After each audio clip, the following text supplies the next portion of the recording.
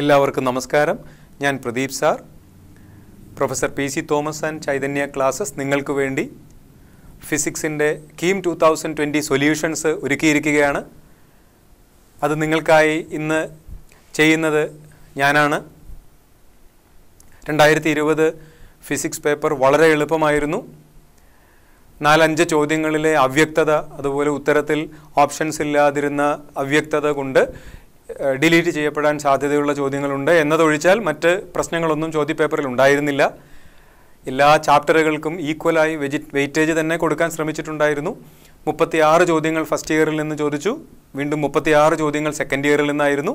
അങ്ങനെ 72 ചോദ്യങ്ങൾ ഉൾക്കൊള്ളുന്ന നല്ലൊരു ക്വസ്റ്റ്യൻ പേപ്പർ ആയിരുന്നു. ഒരു ആവറേജ് കുട്ടിക്ക് നല്ല മാർക്ക് സ്കോർ ചെയ്യാൻ പറ്റുന്ന, എന്നാലും അവിടെ ഇവിടെയുമൊക്കെ കൺഫ്യൂഷൻസ് ഉണ്ടാവുന്ന ചില ഓപ്ഷൻസിൽ സെറ്റ് ചെയ്തിരിക്കുന്നതിലുമൊക്കെ ഉണ്ടായിരുന്നു. ഈ ചോദ്യങ്ങളൊക്കെ എങ്ങനെയാണ് ചെയ്തിരിക്കുന്നതെന്ന് നമുക്ക് നോക്കാം. എല്ലാവരും വ്യക്തമായി ഈ ഡിസ്കഷൻ കാണുക, മുഴുവൻ സമയവും കാണുക, ഓരോ ചോദ്യവും ഓരോന്നോരോന്നെടുത്ത് ബ്രേക്ക് ചെയ്ത് കാണുക. മനസ്സിലാവാത്തതുണ്ടെങ്കിൽ ഒന്നുകൂടി നോക്കി കാണുക. അപ്പോൾ നമുക്ക് ഈ ക്ലാസ്സിലേക്ക് കിടക്കാം. ഒന്നാമത്തെ ചോദ്യം വായിക്കാം. If epsilon 0 and mu 0 are respectively electrical permittivity and magnetic permeability of vacuum, the dimensional formula for 1 by square root of mu 0 epsilon 0. We know that mu 0 is the permeability of vacuum, epsilon 0 is the permittivity of vacuum. You just write mu 0 epsilon 0 and multiply and divide by 4 pi. As we know, the value of 4 pi epsilon 0 is 1 by 9 into 10 power 9, and the value of mu 0 by 4 pi as 10 power minus 7 may be written as 1 by 3 into 10 power 8 the whole square, which is nothing but 1 by c square. That means c square equal to 1 by mu 0 epsilon 0 and c equal to 1 by square root of mu 0 epsilon 0. That means c stands for speed of light. 1 by root mu 0 epsilon 0 will give the dimension of speed. ഇപ്പോൾ സ്പീഡിൻ്റെ dimension എന്താണ്? m l t. എമ്മിൻ്റെ power 0, എല്ലിൻ്റെ power 1, ടിയുടെ power -1. അപ്പോൾ 1 by root mu 0 epsilon 0യുടെ dimension സ്പീഡിൻ്റെ ഡയമെൻഷനാണ്. That is m raised to 0, l raised to 1, t raised to -1. അപ്പോൾ നമുക്ക് ഓപ്ഷൻ ഡിയിലേക്ക് പോകാം. Answer option D. Now let us move to the next one. Power in an electrical circuit for a current of 5 plus or minus 0.4 ampere and voltage 10 plus or minus 0.2 volt is measured at 10% error. To measure the power at 5% error, the current should be measured at an error of. നമ്മൾ പഠിച്ചിട്ടുണ്ട്, power is the product of current and voltage. Power is equal to current into voltage, and the maximum percentage error in power is delta P by P is equal to delta I by I plus delta V by V. ഇതിൽ നിന്ന് നമ്മളോട് ചോദിച്ചിരിക്കുന്നത് current should be measured at an error of. That means delta I by I equals delta P by P minus delta V by V. ഇവിടെ തന്നിരിക്കുന്നത് delta p by p തന്നിട്ടുണ്ട്. Delta p by p 5% ആണെന്ന് പറഞ്ഞിട്ടുണ്ട്. That is 5% minus delta v by v. വോൾട്ടേജിൻ്റെ value തന്നിരിക്കുന്നത് 10 plus or minus 0.2 volt എന്നാണ്. അപ്പോൾ delta v by വിയെ നമുക്ക് എങ്ങനെ എക്സ്പ്രസ് ചെയ്യാം? Delta v is 0.2 divided by v is 10 to multiply by 100 to get into percentage. That means 5% minus 0.2 into 100 by 10 will be 2%. So you get 3%. So the answer is 3%. We go for option D. So answer is option D. With that we move to the next one. മൂന്നാമത്തെ ചോദ്യം വളരെ പ്രധാനപ്പെട്ട ചോദ്യമാണ്. Angular diameter of a planet measured from Earth is 90 seconds. പല കുട്ടികളിലും അത് confusion ഉണ്ടാവും. 90 degree അല്ല, അത് 90 സെക്കൻഡ് ആണ്. If the diameter of planet is pi into 10 power 6 meter, then its distance from Earth is. നമ്മൾ പഠിച്ചിട്ടുണ്ട് angle theta is equal to arc divided by radial distance. So angle theta is equal to arc by radius. Angle theta റേഡിയനിലായിരിക്കണം, arc length മീറ്ററിലായിരിക്കണം, റേഡിയസും മീറ്ററിലായിരിക്കണം. അപ്പോൾ ഇവിടെ വളരെ careful ആയിരിക്കേണ്ടത് ആംഗിൾ തീറ്റ റേഡിയനിൽ എക്സ്പ്രസ് ചെയ്യുക എന്നുള്ളതാണ്.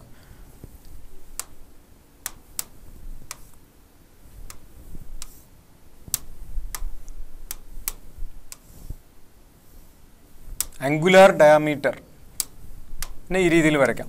ഇതാണ് angular diameter.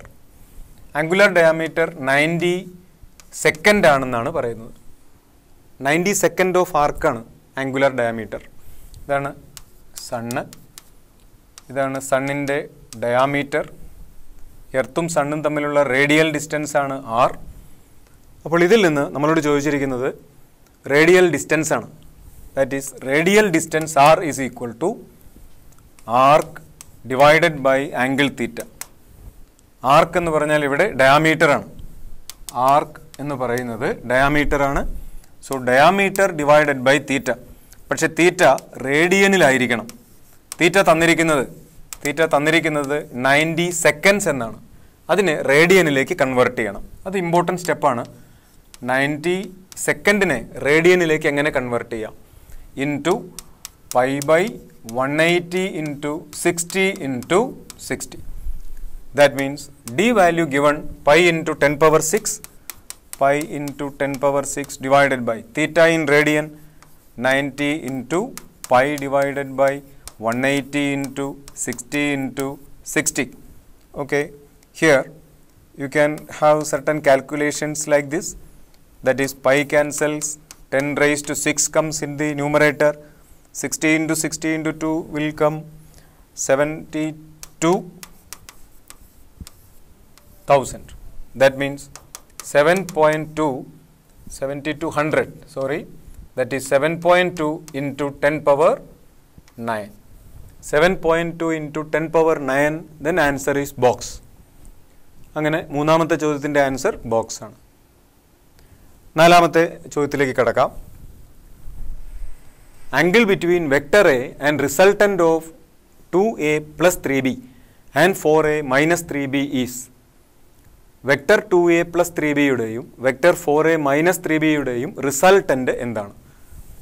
Resultant is equal to 2a plus 4a, that is 6a, plus 3b minus 3b cancels, so nothing comes there. Then what is the angle between vector a and vector 6a? 6a and vector a both are in same direction. ഒരേ ഡയറക്ഷനിലാണ് 6aയും aയും. Vector എയുടെ 6 times length ഉള്ള വേറൊരു വെക്ടറാണ് 6a. Vector A നമ്മൾ ഇങ്ങനെ എഴുതിയാൽ ഇതായിരിക്കും vector 6a. If this is vector a, this will be 6 times vector a. That means the angle between vector a and vector 6a is 0 degree. So the answer is elephant. അപ്പോൾ നാലാമത്തെ ചോദ്യത്തിൻ്റെ ഉത്തരം elephant ആണ്. ഇനി നമുക്ക് അഞ്ചാമത്തെ ചോദ്യത്തിലേക്ക് കടക്കാം. അതൊരു എക്സ്പ്ലനേറ്ററി ടൈപ്പാണ്. Particle is moved in a semi circular path of radius R.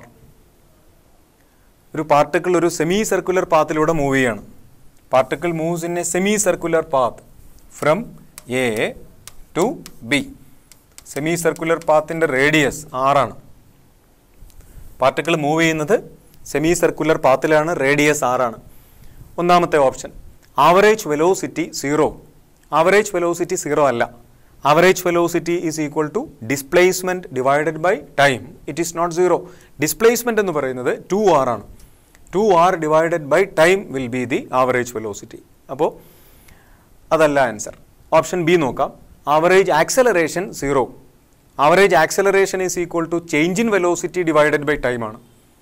Change in velocity divided by time ഇവിടെ 0 ആയിരിക്കില്ല. കാരണം change in velocity is not 0. Initial velocity upward ഡിറക്ഷനിലാണ് വി ആണെങ്കിൽ ഫൈനൽ വെലോസിറ്റി ഡൗൺവേർഡ് ഡിറക്ഷനിലാണ്, ബിയിലെത്തേത് ഡൗൺവേർഡ് ഡിറക്ഷനിലാണ്. അപ്പോൾ മാഗ്നിറ്റ്യൂഡ് സെയിം ആണ്, പക്ഷേ ഡയറക്ഷൻ മാത്രമേ മാറ്റമുള്ളൂ. ചേഞ്ച് ഇൻ വെലോസിറ്റി ഇവിടെ മാഗ്നിറ്റ്യൂഡ് 2v ആണ്, v മൈനസ് v. അപ്പോൾ 2v divided by the time interval, അപ്പോൾ അത് 0 അല്ല. അപ്പോൾ ആവറേജ് ആക്സലറേഷനും 0 അല്ല. ഓപ്ഷൻ ബി അല്ല ആൻസർ. ഓപ്ഷൻ സി നോക്കാം. Magnitude of displacement is 2r. എയിൽ നിന്ന് ബിയിലേക്കുള്ള ഡിസ്പ്ലേസ്മെൻറ്റ് കാണാൻ എയിൽ നിന്ന് ബിയിലേക്ക് ഒരു സ്ട്രെയിറ്റ് ലൈൻ വരച്ച് അതിൻ്റെ നീളം അളന്നാൽ മതി. അതിൻ്റെ നീളം r+r 2r ആണ്.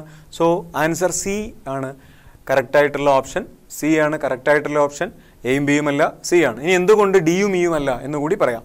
ഓപ്ഷൻ ഡി നോക്കിയാൽ average velocity and average speed are equal അല്ല. ആവറേജ് സ്പീഡും ആവറേജ് വെലോസിറ്റിയും ഈക്വൽ ആവണമെങ്കിൽ ഡയറക്ഷൻ മാറാൻ പാടില്ലായിരുന്നു. ഇവിടെ പക്ഷേ ജേണിയിലൊക്കെ ഡയറക്ഷൻ മാറിക്കൊണ്ടിരുന്നിട്ടുണ്ട്.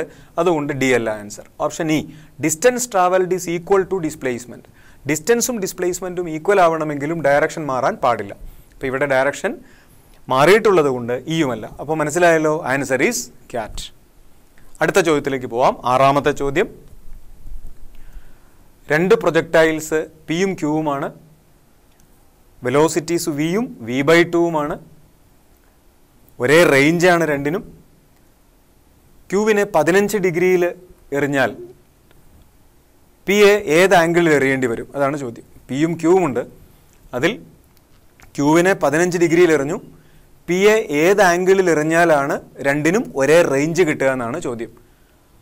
ഓക്കെ, അതിൽ പിയുടെ വെലോസിറ്റി വിയും ക്യൂവിൻ്റെ വെലോസിറ്റി v/2വുമാണ്. അപ്പോൾ ആദ്യമേ തന്നെ നമുക്ക് അറിയേണ്ടത് റേഞ്ചിൻ്റെ ഫോർമുലയാണ്. What is the formula for range r? R is equal to v² sin 2θ divided by g ആണ് റേഞ്ചിൻ്റെ ഫോർമുല.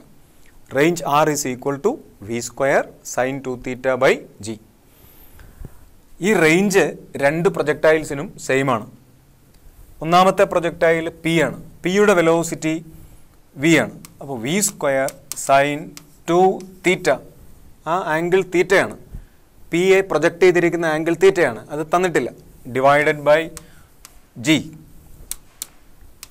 ഈസ് ഈക്വൽ ടു രണ്ടാമത്തതിൻ്റെ സ്പീഡ് v/2 ആണ്. v/2 ഹോൾ സ്ക്വയർ സൈൻ 2θ, അവിടെ തീറ്റ 15 ഡിഗ്രിയാണ്, ഡിവൈഡഡ് ബൈ ജി. അപ്പോൾ v cancels there, g cancels, then we get sin 2θ equal to 1/4 multiplied by sin 30. Sin 2 into 15 will be sin 30. Sin 30 is 1/2. That is sin 2θ equal to 1/8. That is 2θ equal to sin inverse 1/8. That is theta is equal to 1/2 sin inverse 1/8. So the answer is 1/2 sin inverse 1/8. That is option B. So B is the right answer. Next we move to the seventh one. An object is thrown vertically upward with velocity u. The velocity with which the body strikes the ground at the same level back. ഒരു ബോഡിയെ U സ്പീഡിൽ മുകളിലേക്ക് എറിഞ്ഞാൽ അതേ ലെവലിലേക്ക് അത് തിരിച്ചെത്തുമ്പോൾ അതിൻ്റെ speed U തന്നെ ആയിരിക്കും എയറിൻ്റെ ആബ്സെൻസിൽ. അപ്പോൾ എയർ ആബ്സെൻ്റ് ആണ് എന്ന് നമുക്ക് അസ്യൂം ചെയ്യാം. തന്നിട്ടില്ലെങ്കിലും മുകളിലേക്ക് യു സ്പീഡിൽ എറിഞ്ഞാൽ തിരിച്ച് താഴേക്ക് വരുമ്പോഴും അതിൻ്റെ സ്പീഡ് യു തന്നെയാണ്. പക്ഷേ ഡയറക്ഷൻ റിവേഴ്സ് ചെയ്തതുകൊണ്ട് തിരിച്ച് താഴേക്ക് വരുമ്പോൾ ഡയറക്ഷൻ -u എന്ന് എഴുതേണ്ടി വരും. That is y velocity is -u. അപ്പോൾ ആൻസർ ക്യാറ്റ് ആണ്. Okay, then what is the change in velocity there? That is 2u. Change in വെലോസിറ്റിയുടെ മാഗ്നിറ്റ്യൂഡ് 2u ആണ്. ഓക്കെ, ഇവിടെ ആൻസർ -u ആണ്. ചേഞ്ച് ഇൻ വെലോസിറ്റിയുടെ മാഗ്നിറ്റ്യൂഡാണ് ചോദിച്ചിരുന്നതെങ്കിൽ നിങ്ങൾക്ക് 2u ഓപ്റ്റ് ചെയ്യാമായിരുന്നു. ഇവിടെ velocity -u. So answer is cat. നമുക്ക് അടുത്ത സ്ലൈഡിലേക്ക് പോവാം. എട്ടാമത്തെ ചോദ്യം. Pick out the correct statement. കുട്ടികൾക്ക് പലപ്പോഴും കൺഫ്യൂഷൻ ഉണ്ടാക്കുന്ന ഒരു ടൈപ്പ് ചോദ്യമാണ്. Pick out the correct one ആണോ pick out the wrong one ആണോ എന്ന് വ്യക്തമായി വായിക്കാത്ത കുട്ടിയെ സംബന്ധിച്ച് കൺഫ്യൂഷൻ ആയിരിക്കും ഉത്തരത്തിലുണ്ടാവുക. ഒന്നാമത്തെ option, second law of motion is a vector equation. Second law തീർച്ചയായിട്ടും വെക്ടർ ഇക്വേഷനാണ്. Second law of motion is a vector equation. നമുക്കതറിയാം. എന്നാലും അടുത്ത സ്റ്റേറ്റ്മെൻറ്റ്സ് നമുക്ക് വായിക്കാം. ഒന്നാമത്തെ സ്റ്റേറ്റ്മെൻറ്റ് തന്നെയാണ് correct. A is the correct answer. ഇനി ഓപ്ഷൻ ബി നമുക്ക് വായിക്കാം. Second law of motion is applicable to particle and not to system of particles.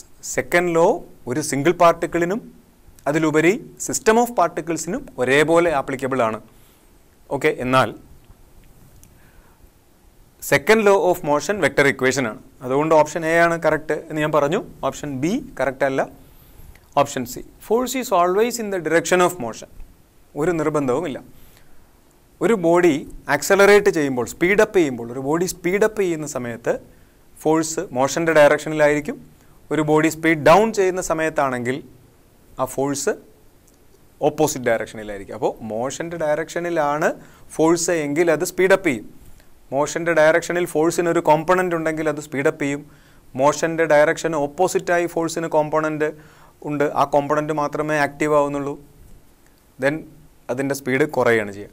അപ്പോൾ ഓപ്ഷൻ സിയും കറക്റ്റ് ആൻസർ അല്ല. ഓപ്ഷൻ ഡി, എക്സ്റ്റേണൽ ഫോഴ്സ് 0 ആണെങ്കിൽ it does not mean acceleration is 0. അല്ല, external force 0 ആണ് എന്ന് പറഞ്ഞാൽ ആക്സലറേഷൻ 0 ആണ്. Newton's law F is equal to M A. A 0 ആണെങ്കിൽ എഫ് തീർച്ചയായും 0 ആണ്. അതിനെപ്പറ്റി യാതൊരു കൺഫ്യൂഷനും വേണ്ട. അപ്പോൾ ഓപ്ഷൻ ഡിയും ആൻസർ അല്ല. ഓപ്ഷൻ ഇ നോക്കാം. Acceleration at an instant depends on history of motion of the particle. Acceleration at any instant never trace it's history. ഒരു ബോഡി താഴേക്ക് വീണുകൊണ്ടിരിക്കുമ്പോൾ ഒരു പർട്ടിക്കുലർ ഇൻസ്റ്റൻറ്റിലെ ആക്സലറേഷൻ ഒരിക്കലും അതിൻ്റെ ഹിസ്റ്ററിയെ ട്രേസ് ചെയ്യുന്നില്ല. അത് മുമ്പ് ചിലപ്പോൾ റെസ്റ്റിലായിരുന്നിരിക്കാം, മുമ്പ് അതിന് മറ്റേതെങ്കിലും ഡയറക്ഷനിലുള്ള ആക്സലറേഷൻസ് ഉണ്ടായിരുന്നിരിക്കാം, ചിലപ്പോൾ നമുക്കറിയില്ല. ആ ഇൻസ്റ്റൻറ്റിലെ വാല്യൂ മാത്രമേ അത് നമുക്ക് പറഞ്ഞു തരുന്നുള്ളൂ. ഓക്കെ, അപ്പോൾ വ്യക്തമായല്ലോ, ആൻസർ ഈസ് എ. നമുക്കടുത്ത ചോദ്യത്തിലേക്ക് കടക്കാം. 9ാമത്തെ ചോദ്യം. 9ാമത്തെ ചോദ്യം, a boy is standing on a weighing machine inside a lift. പലപ്പോഴും നമ്മൾ ഉപയോഗിച്ച് പരിചയമുള്ള ചോദ്യമാണ്. When the lift goes upward with acceleration g/4, the machine shows 50 kilogram weight. When the lift goes downward with the same acceleration g/4, what is the reading? Okay, അപ്പോൾ ഇവിടെ നമുക്ക് വായിക്കുമ്പോൾ തന്നെ ചോദ്യത്തിൻ്റെ കോൺസെപ്റ്റ് മനസ്സിലായി. അപ്പാരൻറ്റ് വെയിറ്റ് ആണ്. Lift upward accelerate ചെയ്യുമ്പോൾ apparent weight mg plus ma ആണെങ്കിൽ ഡൗൺവേർഡ് ആക്സലറേറ്റ് ചെയ്യുമ്പോൾ apparent weight mg minus ma ആണ്, provided a less than g. ഇത് നമ്മൾ തിയറിയിൽ വളരെ വ്യക്തമായി പഠിച്ചിട്ടുള്ളതാണ്. NCERT ടെക്സ്റ്റിൽ ഇതിനെ സംബന്ധിച്ച പ്രോബ്ലംസും കേസസും എല്ലാം ഉണ്ട്. ഇതെങ്ങനെ ചെയ്യാമെന്ന് നോക്കാം. ആദ്യം പറയുന്നത് അപ്വേർഡ് ആക്സലറേഷൻ എന്നാണ്. അപ്പോൾ അപ്പാരൻറ്റ് വെയിറ്റിൻ്റെ ഫോർമുല ഓർമ്മിക്കുക. mg' is equal to mg plus ma. എന്താണ് പ്ലസ് ma ഉപയോഗിച്ചത്? കാരണം മുകളിലേക്കാണ് ആക്സലറേറ്റ് ചെയ്തത്. mg' എത്ര എന്ന് പറഞ്ഞിട്ടുണ്ട്? 50g ആണ് അല്ലേ? 50g, mg 50 kilogram ആണ് മാസ്, ഇൻറ്റു g ആണ് mg weight, that is equal to mg plus ma. What is a? g/4. ഇതിൽ നിന്ന് mg എത്രയാണെന്ന് നമുക്ക് കിട്ടി. mg എത്ര? mg that is mg is equal to 50g minus mg divided by 4.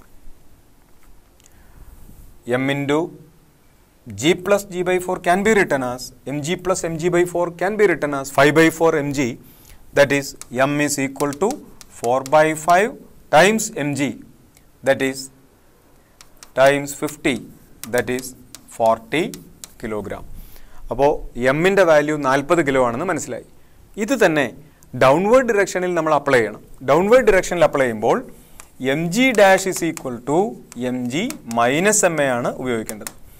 അപ്പോൾ എങ്ങനെയാണ്?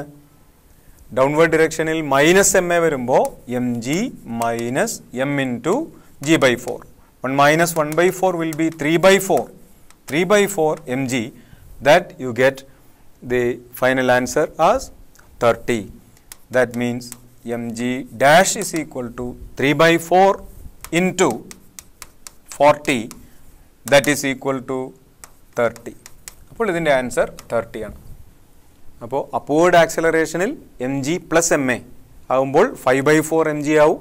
ഡൗൺവേർഡ് ആക്സലറേഷനിൽ mg മൈനസ് ma ആവുമ്പോൾ 3/4 mg ആവും. ആദ്യത്തേത് 1 + 1/4 5/4, രണ്ടാമത്തേത് 1 - 1/4 ദാറ്റ് ഈസ് 3/4. ഓക്കെ, അപ്പോൾ ആ രീതിയിൽ ചെയ്താൽ ഇത് വളരെ പെട്ടെന്ന് ഈ ആൻസറിലേക്ക് നമുക്ക് എത്താൻ കഴിയും. അപ്പോൾ അതിൻ്റെ ആൻസർ ബോക്സ്. അടുത്ത ചോദ്യത്തിലേക്ക് കടക്കാം. A ship mass 2 into 10 power 7 kilogram initially at rest, force 5 into 10 raised to 5 Newton, distance 2 meter, assuming resistance due to water is negligible, the speed of the ship is. ഷിപ്പിൻ്റെ speed എന്താണെന്നാണ് ചോദ്യം. ഇവിടെ നമുക്ക് work energy theorem ഉപയോഗിക്കാം. Work energy theorem എന്താണ്? Work energy theorem work done by net force equal to change in kinetic energy. Work done by net force that is Fs is equal to change in kinetic energy half m v square minus u square, but u is equal to 0 because the ship is initially at rest. Therefore നമുക്ക് ഇതിൽ നിന്ന് v കണ്ടുപിടിക്കാം. v is equal to root of 2fs divided by m, that is root of 2 into f തന്നിട്ടുണ്ട് 5 into 10 power 5 into s അതും തന്നിട്ടുണ്ട് 2 meter divided by m 2 into 10 power 7, that is equal to 2 cancels, you will get root of 0.1. നമുക്ക് കാണാം root 0.1 എന്നൊരു option ഈ ഏതിലും കാണുന്നില്ല. അതായത് ഇത് തെറ്റായ ഉത്തരങ്ങളാണ് ഓപ്ഷൻസിലുള്ളത്, ശരിയായ ഉത്തരം ഓപ്ഷൻസിലില്ല. അതുകൊണ്ടത് ഡിലീറ്റ് ചെയ്യുമെന്ന് പ്രതീക്ഷിക്കാം. 10ാമത്തെ ചോദ്യത്തിന് ആൻസർ ഇല്ല. ഓക്കെ, അടുത്ത ചോദ്യത്തിലേക്ക് കടക്കാം.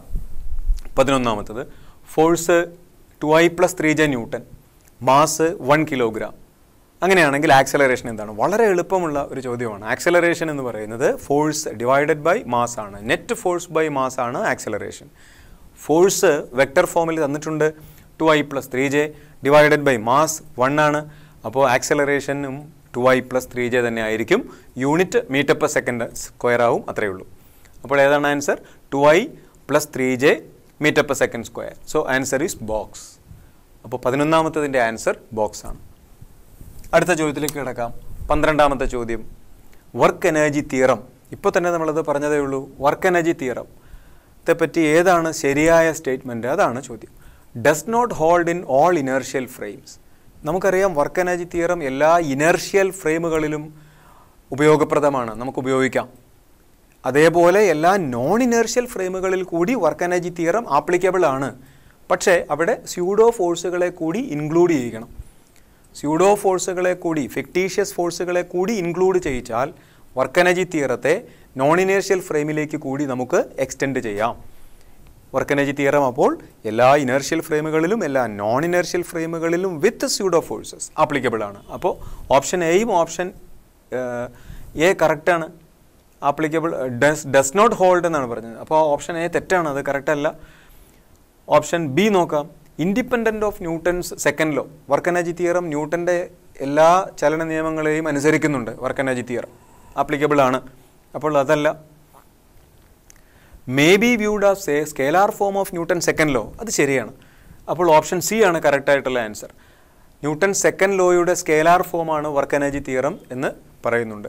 വർക്ക് എനർജി തിയറത്തെ ന്യൂട്ടൺസ് ലോയിൽ നിന്ന് നമുക്ക് എസ്റ്റാബ്ലിഷ് ചെയ്യിക്കാൻ കഴിയും. NCERT ടെക്സ്റ്റിൽ അതെല്ലാം ഡീറ്റെയിൽഡായി പറയുന്നുണ്ട്. ടെക്സ്റ്റിൽ പോയിൻറ്റ്സ് ടു പോണ്ടർ എന്ന ഭാഗം വായിക്കുക. അതിൽ വ്യക്തമായി എഴുതിയിരിക്കുന്ന വസ്തുതകൾ മാത്രമാണ് ഈ ഓപ്ഷൻസിലെല്ലാം ഉള്ളത്. ഓപ്ഷൻ ഡി നമ്മൾ പറഞ്ഞത് മനസ്സിലായിട്ടുണ്ടാവും, എക്സ്പ്ലെയിൻ ചെയ്തതാണ്. Option E independent of Newton's third law, അതും ഇൻഡിപെൻഡൻ്റ് അല്ല, ഡിപ്പെൻഡൻ്റ് ആണ്. അപ്പോൾ ന്യൂട്ടൺസ് ലോസിനെ ഡിപ്പെൻഡ് ചെയ്യുന്നുണ്ട്. ഇനർഷ്യലും നോൺ ഇനേർഷ്യൽ ഫ്രെയിമിലും അപ്ലൈ ചെയ്യാം. നോൺ ഇനേർഷ്യൽ ഫ്രെയിമിൽ അപ്ലൈ ചെയ്തുകൊണ്ടിരിക്കുമ്പോൾ ശ്രദ്ധിക്കേണ്ട കാര്യം, നോൺ ഇനേർഷ്യൽ ഫ്രെയിമിൽ ഉപയോഗിക്കുമ്പോൾ സ്യൂഡോ ഫോഴ്സുകളെ കൂടി ഇൻക്ലൂഡ് ചെയ്യണം. സ്യൂഡോ ഫോഴ്സുകളൊക്കെ വളരെ ഡീറ്റെയിൽഡായി പഠിക്കേണ്ട കാര്യങ്ങളാണ്. നമ്മളിപ്പോൾ അതിനൊന്നും നമുക്ക് സമയമില്ല. 13ാമത്തെ ചോദ്യത്തിലേക്ക് കിടക്കാം. A running boy has same kinetic energy as that of a man of twice his mass. If the speed of boy is 14.14 meter per second, speed of the man is.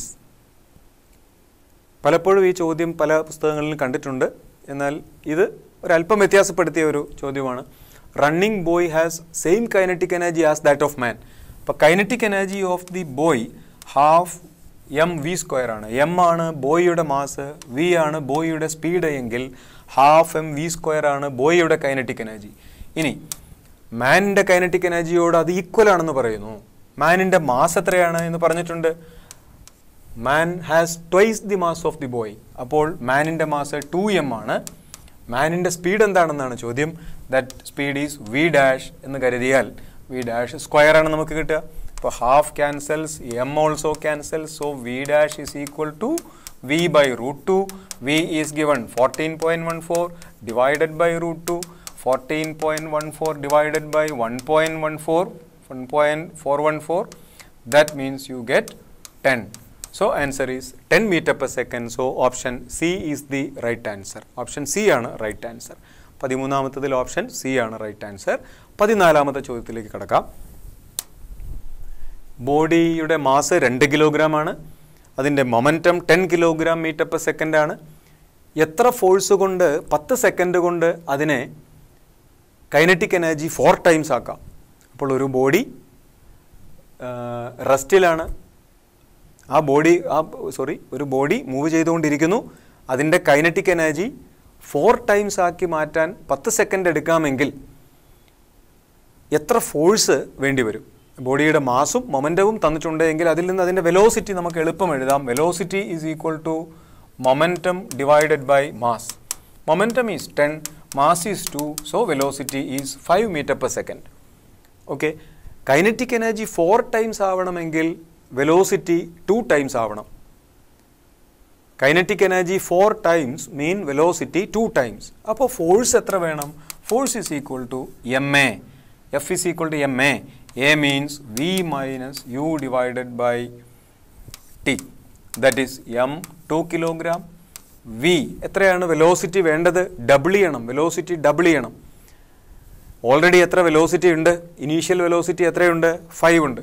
Velocity double ചെയ്യണമെങ്കിൽ എത്ര വേണം? 10 വേണം. അപ്പോൾ velocity 10 ആവണം. ആദ്യം എത്ര velocity ഉണ്ട്? 5 divided by എത്ര time? 10. That is 2 into 5 by 10, that is equal to 1. So answer is 1 newton. Answer is cat. വളരെ എളുപ്പമുള്ള എന്നാൽ നല്ലൊരു ചോദ്യമാണ് 14ാമത്തെ ചോദ്യം. ഇനി 15ാമത്തെ ചോദ്യത്തിലേക്ക് കിടക്കാം. 15. Force F is equal to I minus 2j minus 4k acting on a particle displaces it from 111 to 2 minus 10. Then work done by the force is. Work done by the force in units of work is. അപ്പോൾ നമുക്ക് ഇതിൻ്റെ formula വളരെ എളുപ്പം അറിയാവുന്ന ഫോർമുലയാണ്. Work done f dot d s. ഡബ്ല്യു is equal to f dot d s. ഫോഴ്സും ഡിസ്പ്ലേസ്മെൻറ്റും വെക്ടേഴ്സാണ്. Work is the scalar product. D s is the displacement. അത് തന്നിട്ടില്ല. ഡിസ്പ്ലേസ്മെൻറ്റ് ഡാറ്റയിൽ നിന്ന് കണ്ടെത്താം. ഡിസ്പ്ലേസ്മെൻറ്റ് എന്ന് പറയുന്നത് final displacement minus initial displacement ആണ്, അല്ലെങ്കിൽ final position minus initial position. Final position എന്താണ്? 2i cap minus 1j cap ആണ് ഫൈനൽ പൊസിഷൻ. 2, -1, 0 എന്ന് പറഞ്ഞാൽ ഇതാണ്. ഇനീഷ്യൽ പൊസിഷൻ എന്താണ്? Initial position 1i cap plus 1j cap plus 1k cap. അപ്പോൾ displacement എന്താണ്? Final minus initial 1i cap minus 1j cap minus 1k cap. Displacement ഇതിൽ നിന്ന് നമുക്ക് കിട്ടിക്കഴിഞ്ഞു. ഇനി work done is equal to f dot d s. You take the dot product of force and displacement. ഫോഴ്സിൻ്റെ magnitude 1 -2 -4 ആണ്. ഡിസ്പ്ലേസ്മെൻറ്റിൻ്റെ magnitude ഇതിൽ നിന്ന് കിട്ടിക്കഴിഞ്ഞു. F dot d s you do to get 9. So answer is elephant. Answer 9 ആണ്. F dot d s dot product എടുക്കാൻ എല്ലാവർക്കും അറിയാം. 16ാമത്തെ ചോദ്യത്തിലേക്ക് കിടക്കാം. Disc spinning at rate 27.5 radian per second ഈസ് slowed down at 10 radian per second square. Time after which it will come to rest is. ഇതിനുപയോഗിക്കേണ്ട formula ആൽഫയുടെ ഫോർമുലയാണ്. Alpha angular acceleration. Alpha is equal to d omega by d t. Here dt is equal to d omega by alpha. d omega എന്നാൽ change in angular സ്പീഡാണ്. What is the change in angular speed? Already കറങ്ങിക്കൊണ്ടിരിക്കുന്ന speed കുറച്ച് കഴിഞ്ഞപ്പോൾ സ്റ്റോപ്പായി, കുറച്ച് കഴിഞ്ഞപ്പോൾ speed 0 ആയി. ഇപ്പോഴത്തെ speed എത്ര? 27.5 ആണ്. Divided by alpha. ആൽഫയുടെ വാല്യൂ തന്നിട്ടുണ്ട്. ആംഗുലാർ ആക്സലറേഷൻ 10 ആണ്. That is 2.75 seconds. Answer is at option A. 2.75 seconds. So answer is A. 16ാമത്തെ ചോദ്യം. അടുത്തത് 17ാമത്തെ ചോദ്യത്തിലേക്ക് കിടക്കാം. 17ാമത്തെ ചോദ്യം. 4 പാർട്ടിക്കിൾസിനെ ഒരു സ്ക്വയറിൻ്റെ കോർണേഴ്സിൽ വെച്ചിരിക്കുന്നു. M1, M2, M3, M4 എന്നാണ് ആ 4 പാർട്ടിക്കിൾസിൻ്റെ പേര് കൊടുത്തിരിക്കുന്നത്. M1ഉം M2ഉം 1 കിലോ 2 കിലോ ഈച്ചാണ്. M3 1 കിലോ ആണ്. എന്നാൽ M4 എത്രയായിരിക്കണം? Mass M4 required so that the system of particle has center of mass at its center. Geometrical സെൻറ്ററിൽ സെൻറ്റർ ഓഫ് മാസ് വരണമെങ്കിൽ നാലാമത്തെ മാസ് എത്ര കിലോ ആയിരിക്കണം? നാലാമത്തെ കോർണറിൽ വയ്ക്കുന്ന മാസ്. അപ്പോൾ 4 മാസുകളുണ്ട്. സ്ക്വയറിൻ്റെ 4 കോർണറുകളിലായി M1 എന്ന് പറയുന്നത് 1 കിലോ ആണ്. M2 എന്ന് പറയുന്നത് 2 കിലോ ആണ്. അതേപോലെ M3 വീണ്ടും 1 കിലോ ആണ്. M4 എത്ര കിലോ ആണ് എന്നാണ് ചോദ്യം. M1 1 kilo, M3 1 kilo. നമ്മൾ ആദ്യം ഇതിനെ ഈ 2 കോർണറുകളിലുമുള്ള മാസുകൾ സെയിം ആണ്. 2 പാർട്ടിക്കിളുകളുടെ മാസുകൾ സെയിം ആണെങ്കിൽ ആ സിസ്റ്റത്തിൻ്റെ സെൻറ്റർ ഓഫ് മാസ് അതിൻ്റെ ജോമെട്രിക് സെൻറ്ററിലാണ്. Centre of mass of a 2 particle system having equal masses is at the geometric center. അപ്പോൾ ഈ 2 മാസുകളുടെയും സെൻറ്റർ ഓഫ് മാസ് അതിൻ്റെ ജോമെട്രിക് സെൻറ്ററിലാണ്. കാരണം രണ്ടും ഓരോ കിലോ വീതമാണ്. സെൻറ്റർ ഓഫ് മാസ് സെൻറ്ററിലാണ് അല്ലേ? ഇനി മറ്റ് 2 മാസുകൾ കൂടി വരുമ്പോഴും സെൻറ്റർ ഓഫ് മാസ് ജോമെട്രിക് സെൻറ്ററിൽ തന്നെ ആയിരിക്കണം. അങ്ങനെ ആയിരിക്കണമെങ്കിൽ നാലാമത്തെ മാസ് M4 എത്രയാണ് എന്നാണ് ചോദ്യം. നോക്കൂ, M2 2 കിലോഗ്രാം ആണ്. ഇപ്പോഴും സെൻറ്റർ ഓഫ് മാസ് M2വിനടുത്തേക്കോ M2വിൽ നിന്ന് അകലേക്കോ മാറാതിരിക്കണമെങ്കിൽ M4ൻ്റെ വാല്യൂവും 2 കിലോ തന്നെ ആയിരിക്കണം. അപ്പോൾ നമുക്ക് ഒരു ഇക്വേഷൻസും അവിടെ ആവശ്യമില്ല. M1ഉം M3യും ഒരേ മാസ് ആയതുകൊണ്ട് M2ഉം M4ഉം ഒരേ മാസ് ആണെങ്കിലേ സെൻറ്റർ ഓഫ് മാസ് സിസ്റ്റത്തിൻ്റെ ജോമെട്രിക് സെൻറ്ററിലാവുള്ളൂ. അതുകൊണ്ട് M4 2 കിലോഗ്രാം ആണ്. വളരെ എളുപ്പത്തിൽ നമുക്ക് ഉത്തരത്തിലേക്ക് എത്താമായിരുന്നു. Answer elephant. 17ാമത്തെ ചോദ്യത്തിൻ്റെ ഉത്തരം എലഫൻ്റ് ആണ്. അടുത്ത ചോദ്യത്തിലേക്ക് കിടക്കാം. 18ാമത്തത്. യെസ്, ഒരു സോളിഡ് സ്ഫിയറിൻ്റെ റേഡിയസ് 6 ആണ്. അതിന് കറങ്ങിക്കൊണ്ടിരിക്കുന്നത് അതിൻ്റെ ഡയമീറ്ററിനനുസരിച്ചാണ്. Angular speed ഒമേഗയാണ്. പെട്ടെന്ന് അതിൻ്റെ റേഡിയസ് ഡബിളായി അങ്ങനെ എക്സ്പാൻഡ് ചെയ്തു. അങ്ങനെയാണെങ്കിൽ പുതിയ ആംഗുലർ സ്പീഡ് എന്താണ്? മറ്റൊരു സഹായമില്ലാതെ, എക്സ്റ്റേണൽ ഏജൻസി ഇല്ലാതെ തനിച്ചാണ് റേഡിയസ് ഡബിൾ ആവുന്നത്. അപ്പോൾ എക്സ്റ്റേണൽ ടോർക്ക് ഇല്ലാത്തത് കൊണ്ട് ആംഗുലർ മൊമെൻറ്റം കോൺസ്റ്റൻ്റ് ആണ്. ന്യൂട്ടൺസ് ലോ നമുക്കറിയാം. Torque external is equal to dl/dt. Torque external 0 ആണ്. So L is equal to I omega is equal to a constant. That is L is equal to I. എത്രയാണ് I? Solid സ്ഫിയറിന് 2/5 mr² ആണ് അല്ലേ? Omega is a constant. That means here L is a constant, M is a constant, that is omega proportional 1/r². വളരെ important ആയിട്ടുള്ള ഒരു conclusion ആണത്. Omega proportional 1/r². R എത്ര times ആയി? R 2 ടൈംസ് ആയി. R 2 ടൈംസ് ആയാൽ omega 1/4 ആവും. So omega would become 1/4. So our answer is omega/n². കാരണം ഇവിടെ n is given small letter n, number of times is small letter n, so omega divided by n². 2 times ആയിരുന്നെങ്കിൽ omega/4, 3 times ആയിരുന്നെങ്കിൽ omega/9, 4 times ആയിരുന്നെങ്കിൽ omega/16, like this. Here n times ആണ് radius ആയത്, അതുകൊണ്ട് omega/n². okay, so answer is box. 19ാമത്തെ ചോദ്യം. A ring rolls down from top to bottom of an inclined plane. It takes time t1. If it slides, it takes time t2. Then t2² / t1². നമുക്കറിയാം, ഒരു ring ഒരു incline പ്ലെയിനിൽ നിന്ന് ഉരുണ്ട് താഴേക്ക് വരുമ്പോഴും തെന്നിത്താഴേക്ക് വരുമ്പോഴും ഒരേ ടൈമല്ല എടുക്കുക. ഫ്രിക്ഷൻ ഇല്ലാത്തത് കൊണ്ടാണ് തെന്നിത്താഴേക്ക് വരുന്നത്. സഫീഷ്യൻറ്റ് ഫ്രിക്ഷൻ ഉണ്ടെങ്കിൽ അത് ഉരുണ്ട് താഴേക്ക് വരൂ. തെന്നിത്താഴേക്ക് വരുമ്പോഴുള്ള ടൈമാണ് t2. തെന്നിത്താഴേക്ക് വരുമ്പോഴുള്ള ടൈമാണ് t2. അപ്പോൾ t2വിൻ്റെ ഫോമുല എന്താണ്? തെന്നിത്താഴേക്ക് വരുമ്പോൾ ടൈം കണ്ടുപിടിക്കുന്ന ഫോമുല കാണാതെ പഠിക്കുക. √2s/g sin θ. സ്ലൈഡ് ചെയ്ത് താഴേക്ക് വരുമ്പോൾ ടൈം √2s/g sin θ ആണ്. ഇനി ഉരുണ്ട് താഴേക്ക് വരുമ്പോൾ എത്ര ടൈം എടുക്കും? √2s/g sin θ divided by 1 plus beta. So that 1 plus beta take to the numerator, where beta is equal to k²/r². Beta എന്ന് പറയുന്നത് k²/r² ആണ്. That is equal to 1 for a ring. റിങ്ങിന് ബീറ്റയുടെ വാല്യൂ 1 ആണ്.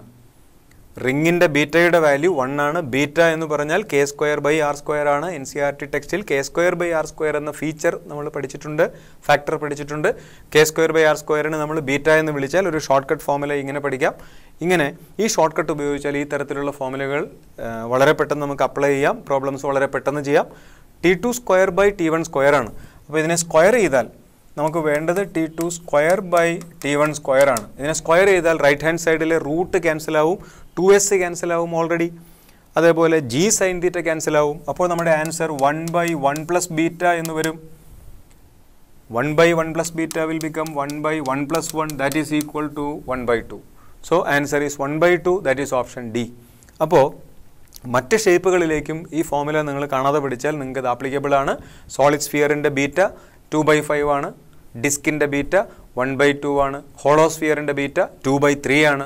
ഇതെല്ലാം നിങ്ങൾ video ഒന്നുകൂടി കണ്ട് ഡാറ്റ എഴുതി വയ്ക്കുക. അറിയില്ലാത്തവർ എഴുതി വെച്ച് പഠിക്കുക. അടുത്ത പരീക്ഷകൾക്ക് വേണ്ടി തീർച്ചയായും നിങ്ങൾക്കിത് ഉപയോഗിക്കാം.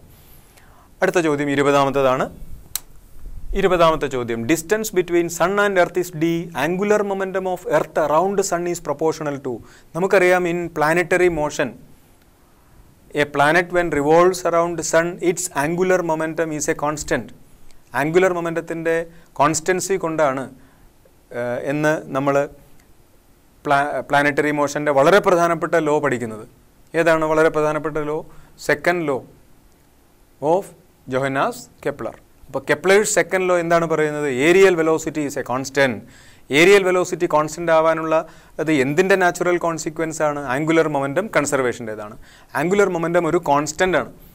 അപ്പോൾ angular momentum is a constant, that means it should not depend on D. സണ്ണിനെ ചുറ്റി എർത്ത് കറങ്ങുന്നത് എലിപ്റ്റിക്കൽ ഓർബിറ്റിലാണ്. എലിപ്റ്റിക്കൽ ഓർബിറ്റിൽ എർത്ത് എന്നല്ല, ഏത് പ്ലാനറ്റ് കറങ്ങിക്കൊണ്ടിരിക്കുമ്പോഴും സണ്ണും ആ പ്ലാനറ്റും തമ്മിലുള്ള ഡിസ്റ്റൻസ് മാറിക്കൊണ്ടിരിക്കും. ഡിസ്റ്റൻസ് മാറിക്കൊണ്ടിരുന്നാലും ആംഗുലർ മൊമെൻറ്റം മാറില്ല. അപ്പോൾ ആംഗുലർ മൊമെൻറ്റം കോൺസ്റ്റൻ്റ് ആയിരിക്കേണ്ടതാണ്. അപ്പോൾ angular momentum will not depend on distance d, that is angular momentum L proportional d⁻⁴. പക്ഷേ അങ്ങനെ ഒരു ഓപ്ഷൻ ഇതിലില്ല. ഇതിൽ തെറ്റായി കാണുന്ന രണ്ടാമത്തെ ചോദ്യമാണ് 20ാമത്തെ ചോദ്യം. ആദ്യം ഞാൻ പറഞ്ഞു 10ാമത്തെ ചോദ്യത്തിൽ തെറ്റായിരുന്നു, ഓപ്ഷനിൽ ആൻസർ ഉണ്ടായിരുന്നില്ല. അതേപോലെ നിങ്ങൾക്ക് ഓർത്തു വയ്ക്കാവുന്ന മറ്റൊരു കാര്യമാണ് 20ാമത്തെ ചോദ്യം. 20ാമത്തെ ചോദ്യത്തിൻ്റെ ആൻസർ d⁻⁴ ആണ് വേണ്ടിയിരുന്നത്. കീഴിൽ തന്നിരിക്കുന്നത് ഒരു ആൻസർ തന്നിട്ടുണ്ട്, അത് തെറ്റാണ്. ഇതാണ് കറക്റ്റായിട്ടുള്ള ആൻസർ. 21ാമത്തെ ചോദ്യം, 2 identical objects each of mass 50 kg are kept at distance separation 50 cm apart on a horizontal table. Net gravitational force at midpoint of line joining their centers. ഒരേ മാസുള്ള രണ്ട് ഒബ്ജക്റ്റുകളുടെ നടുവിൽ നൾ പോയിന്റ് ആണ് എന്ന് നമ്മൾ പഠിച്ചിട്ടുണ്ട്. നൾ പോയിന്റ് എന്ന് പറഞ്ഞാൽ ആ നൾ പോയിന്റിൽ, ആ പോയിന്റിൽ ഇരിക്കുന്ന ഒരു ഒബ്ജക്റ്റ് വെയിറ്റ് എടുക്കില്ല, വെയിറ്റ് ഉണ്ടാവില്ല, വെയിറ്റ്ലെസ്നെസ് ആയിരിക്കും. രണ്ട് മാസുകൾ മാത്രമേ ഉള്ളൂ, രണ്ടും ഐഡൻറ്റിക്കലാണ്, അതിനടുത്തൊന്നും മറ്റു മാസുകളില്ല, ഈ രണ്ട് മാസുകളേ ഉള്ളൂ. ലൈൻ ജോയിനിങ്ങിൻ്റെ മിഡിൽ നൾ പോയിന്റ് ആണ്. നൾ പോയിന്റിൽ വെയിറ്റ് 0 ആണ്, അതുകൊണ്ട് അതിലുള്ള ഗ്രാവിറ്റേഷണൽ ഫോഴ്സും 0 ആയിരിക്കും. Answer is 0. So option L, apple. Apple ആണ് 21ാമത്തിൻ്റെ ആൻസർ. ഇനി 22ലേക്ക് കിടക്കാം. 22ാമത്തെ ചോദ്യം, ratio of weight of body at height r/10 from the surface of earth to that at depth r/10 is. അപ്പോൾ r/10 ഹൈറ്റിലുള്ള വെയിറ്റ് എന്താണ്? r/10 ഹൈറ്റിൽ mg dash is equal to mg into 1 minus 2h/r ആണ്. ഇവിടെ h എന്ന് പറഞ്ഞാൽ h എത്രയാണ്? r/10 ആണ്. That is we got mg dash is equal to mg into 1 minus 2/10. 2 into h എന്ന് പറയുന്നത് r/10 ആണ്. അപ്പോൾ r ക്യാൻസൽ ആവും, 1 minus 2/10. Okay, that is mg into 10 minus 2 8, 8/10 എന്ന് കിട്ടി mg dash. ഓക്കെ, ഇനി രണ്ടാമത്തേത് ഡെപ്തിലേക്ക് പോകുമ്പോഴുള്ള formula mg double dash is equal to mg into 1 minus d/r. That is equal to mg into 1 minus d, വീണ്ടും r/10 തന്നെയാണ്. അപ്പോൾ 1/10 വരുള്ളൂ. That mg into 1 minus 1/10 is 10 minus 1 is 9, that is 9/10. അപ്പോൾ mg into 9/10 ആണ് mg double dash ഡെപ്തിൽ, ഹൈറ്റിൽ mg into 8/10. അപ്പോൾ ratio എന്താണ്? Ratio is equal to 8/10 divided by 9/10, that is 8:9. So answer is elephant. വളരെ കെയർഫുൾ ആയിരിക്കണം, കാരണം ഓപ്ഷൻ സിയിൽ 9:8 ഉണ്ട്. നമ്മളെ പസിലിക്കും തീർച്ചയായും മൈനസ് മാർക്ക് വരും. വളരെ കെയർഫുൾ ആവണം. ഇവിടെ ഏത് റേഷ്യോ ആണ് ചോദിച്ചതെന്ന് വ്യക്തമായി ചോദ്യം വായിക്കണം. ഉത്തരം അറിയാമെങ്കിലും തെറ്റിപ്പോവാം. ശ്രദ്ധിച്ച് ചെയ്യുക ഇതേപോലത്തെ ചോദ്യങ്ങൾ പരീക്ഷയ്ക്ക് വരുമ്പോൾ. 22 ആൻസർ എലഫൻറ്റ്. 23ാമത്തെ ചോദ്യം. 23ാമത്തെ ചോദ്യം നോക്കാം. 3 വയറുകളുണ്ട്. ഒരേ ലെങ്ത്താണ് വയറുകൾക്കുള്ളത്. ഏരിയ 1:2:4 റേഷ്യോ ആണ്. യങ്സ് മോഡുലസ് 4:2:1 റേഷ്യോയിലാണ്. Ratio of their weights to be attached at the other ends to obtain same elongation. ഒരേ ഇലോങ്ങേഷൻ കിട്ടാനുള്ള റേഷ്യോ എന്താണ്? വെയ്റ്റിൻ്റെ റേഷ്യോ എന്താണ്? യങ്സ് മോഡുലസിൻ്റെ ഫോമുല നോക്കിയാൽ y is equal to FL divided by A delta L ആണ്. ഇതിൽ എന്തൊക്കെ സെയിം ആണ് എന്ന് പറഞ്ഞിട്ടുണ്ട്? സെയിം ഇലോങ്ങേഷൻ ആണ്. അപ്പോൾ ഡെൽറ്റ എൽ സെയിം ആണ്. ഇനി thin wires of equal length എന്ന് പറഞ്ഞിട്ടുണ്ട്. എല്ലും കോൺസ്റ്റൻ്റ് ആണ്. അപ്പോൾ ഈ ക്വസ്റ്റ്യനിൽ ലെങ്ത്തും ഡെൽറ്റ എല്ലും 3 വയറുകൾക്കും സെയിം ആണ്. അങ്ങനെയാണെങ്കിൽ ഫോഴ്സ് കൂടി സെയിം ആവണമെങ്കിൽ എന്തായിരിക്കണം?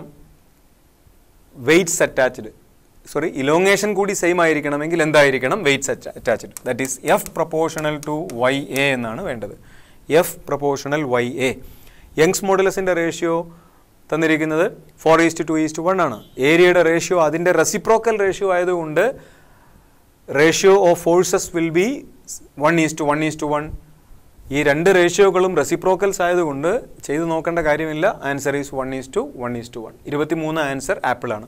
24ാമത്തെ ചോദ്യത്തിലേക്ക് കടക്കാം. Water flows through horizontal pipe of diameter 2 cm, speed 3 cm/s. പൈപ്പിൻ്റെ നോസിൽ ഡയാമീറ്റർ 0.5 cm ആണ്.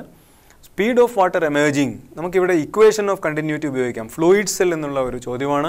ഇക്വേഷൻ ഓഫ് കണ്ടിന്യൂറ്റി ഉപയോഗിക്കാം. എന്താണ് equation of continuity? A1 V1 is equal to A2 V2. Area pi d²/4 ആണ്. That is d1 square V1 is equal to d2 square V2. പൈയും 4ഉം ഒക്കെ ക്യാൻസലായി പോവും area pi d²/4 എന്ന formula ഉപയോഗിക്കുമ്പോൾ. അപ്പോൾ ഇതിൽ നിന്ന് നേരിട്ട് നമുക്ക് ആൻസറിലേക്ക് എത്താം. Speed V2 is equal to d1 square. d1 is 2. 2 square into V1 is 3 divided by d2 square is 0.5 square. 0.5 square is 1/2 square, that is 1/4. So 4 will go to the numerator. 4 into 4 will be 16. 16 into 3 will be 48. Their answer B. അപ്പോൾ 24ാമത്തതിൻ്റെ answer box ആണ്. Calculation വളരെ എളുപ്പമാണ്. എന്താണ് ഉപയോഗിച്ചത്? Equation of continuity. ചെയ്ത് നോക്കൂ. അടുത്ത ചോദ്യം 25ാമത്തതാണ്. 25ാമത്തത് വളരെ എളുപ്പമുള്ള ചോദ്യമാണ്. SI സിസ്റ്റത്തിലുള്ള ഡെൻസിറ്റിയെ CGS സിസ്റ്റത്തിലേക്ക് മാറ്റാൻ 1000 കൊണ്ട് ഡിവൈഡ് ചെയ്താൽ മതി. അപ്പോൾ 800 kg/m³ ആണ് കെറോസിൻ്റെ SI ഡെൻസിറ്റി എങ്കിൽ 800 divided by 1000 ആയിരിക്കും അതിൻ്റെ CGS ഡെൻസിറ്റി. എത്രയാണ് CGS ഡെൻസിറ്റി? 0.8 g/cm³ ആണ്. പക്ഷെ നമ്മൾ പഠിച്ചിട്ടുണ്ട് density in CGS system is equal to its relative density numerically. അപ്പോൾ CGS ഡെൻസിറ്റി എത്രയാണ്? 0.8 g/cm³ ആണ്. അതിൻ്റെ സ്പെസിഫിക് ഗ്രാവിറ്റി അഥവാ റിലേറ്റീവ് ഡെൻസിറ്റി അപ്പോൾ 0.8 തന്നെയാണ്. ഓക്കെ, 0.8 ആണ് ആൻസർ. ഡോഗ്. 26ാമത്തെ ചോദ്യം. 26ാമത്തെ ചോദ്യം സോളിഡ് സ്ഫിയറിൻ്റെ വോളിയം V ആണ്. ഫോഴ്സ് F ആണ് എക്സ്പീരിയൻസ് ചെയ്യുന്നു. വെലോസിറ്റി V ആണ്. Descending with speed V. Another solid sphere 27V descends with same speed V in same liquid experiences a viscous force. അപ്പോൾ constant സ്പീഡിൽ ഒരു solid ഒരു വിസ്കസ് മീഡിയത്തിലൂടെ മൂവ് ചെയ്താൽ ആ സ്പീഡിനെ വിളിക്കുന്ന പേര് ടെർമിനൽ സ്പീഡ് എന്നാണ്. ടെർമിനൽ സ്പീഡും വിസ്കസ് ഫോഴ്സും തമ്മിലുള്ള കണക്ഷൻ നമ്മൾ പഠിച്ചിട്ടുണ്ട്. Stokes law. സ്റ്റോക്സ് ലോ എന്താണ്? F is equal to 6π ηRV. Okay, നമുക്കിവിടെ വേണ്ടത് വിസ്കസ് ഫോഴ്സ് ആണ്. വിസ്കസ് ഫോഴ്സ് എന്തിനെ ഡിപ്പെൻഡ് ചെയ്യുന്നു? വിസ്കസ് ഫോഴ്സ് ഡിപ്പെൻഡ് ചെയ്യുന്നത് ഇതിൽ ഏതിനെയാണ് ഡിപ്പെൻഡ് ചെയ്യുന്നതിൽ നിന്ന് വ്യക്തമാണ്. Eta coefficient of viscosity, R radius, V velocity. Velocity same ആണെന്ന് പറഞ്ഞിട്ടുണ്ട്. വെലോസിറ്റി സെയിം, ഈറ്റ സെയിം മീഡിയമാണ്, അപ്പോൾ വിസ്കസ് കോഎഫിഷ്യൻ്റ് സെയിം ആണ്, എഫ് പ്രൊപ്പോർഷണൽ ആറാണ്. പക്ഷേ ആറ് എത്രയാണ് എന്ന് പറഞ്ഞിട്ടില്ല, പകരം വോളിയം പറഞ്ഞിട്ടുണ്ട്. അപ്പോൾ റേഡിയസും വോളിയവും തമ്മിൽ ഉള്ള റിലേഷൻ എന്താണ്? നമുക്കറിയാം volume is equal to 4/3 pi R cube ആണ് volume proportional R cube, that is R proportional V raise to 1/3. അപ്പോൾ നമുക്ക് ഇങ്ങനെ എഴുതാം, F proportional V raise to 1/3. V എത്ര ടൈംസ് ആയി? 27 ടൈംസ് ആയി. V has become 27 times. അപ്പോൾ 27ൻ്റെ ക്യൂബ് റൂട്ട് എടുക്കുക, 27 റൈസ് ടു 1/3 എത്ര? 3. So answer must B 3F. 27ാമത്തെ ചോദ്യത്തിലേക്ക് കിടക്കാം. 27 കലോറിമെട്രിയിൽ നിന്നുള്ളൊരു ചോദ്യമാണ്. മെത്തേഡ് ഓഫ് മിക്സ്ചേഴ്സ് ഉപയോഗിച്ച് ചെയ്യാവുന്നതാണ്. 2 ടാപ്പുകളുണ്ട് വാട്ടർ സപ്ലൈ ചെയ്യുന്നത്. അതിൽ ഒരെണ്ണം 20 ഡിഗ്രി സെൽഷ്യസിലാണ്. അത് ഈ 2 കിലോഗ്രാം പെർ മിനിറ്റ് റേറ്റിൽ വാട്ടർ സപ്ലൈ ചെയ്യുന്നു. മറ്റൊന്ന് 80 ഡിഗ്രി സെൽഷ്യസിലാണ്, അത് 1 കിലോഗ്രാം പെർ മിനിറ്റിൽ സപ്ലൈ ചെയ്യുന്നു ഒരു കണ്ടെയ്നറിലേക്ക്. 2 ടാപ്പിൽ നിന്നും സൈമിൾട്ടേനിയസ് ആയി ഒരേ കണ്ടെയ്നറിലേക്ക് 10 മിനിറ്റ് കൊണ്ട് അതാത് വെള്ളം ഒഴുകി വന്നാൽ മിക്സർ ടെമ്പറേച്ചർ എന്തായിരിക്കും?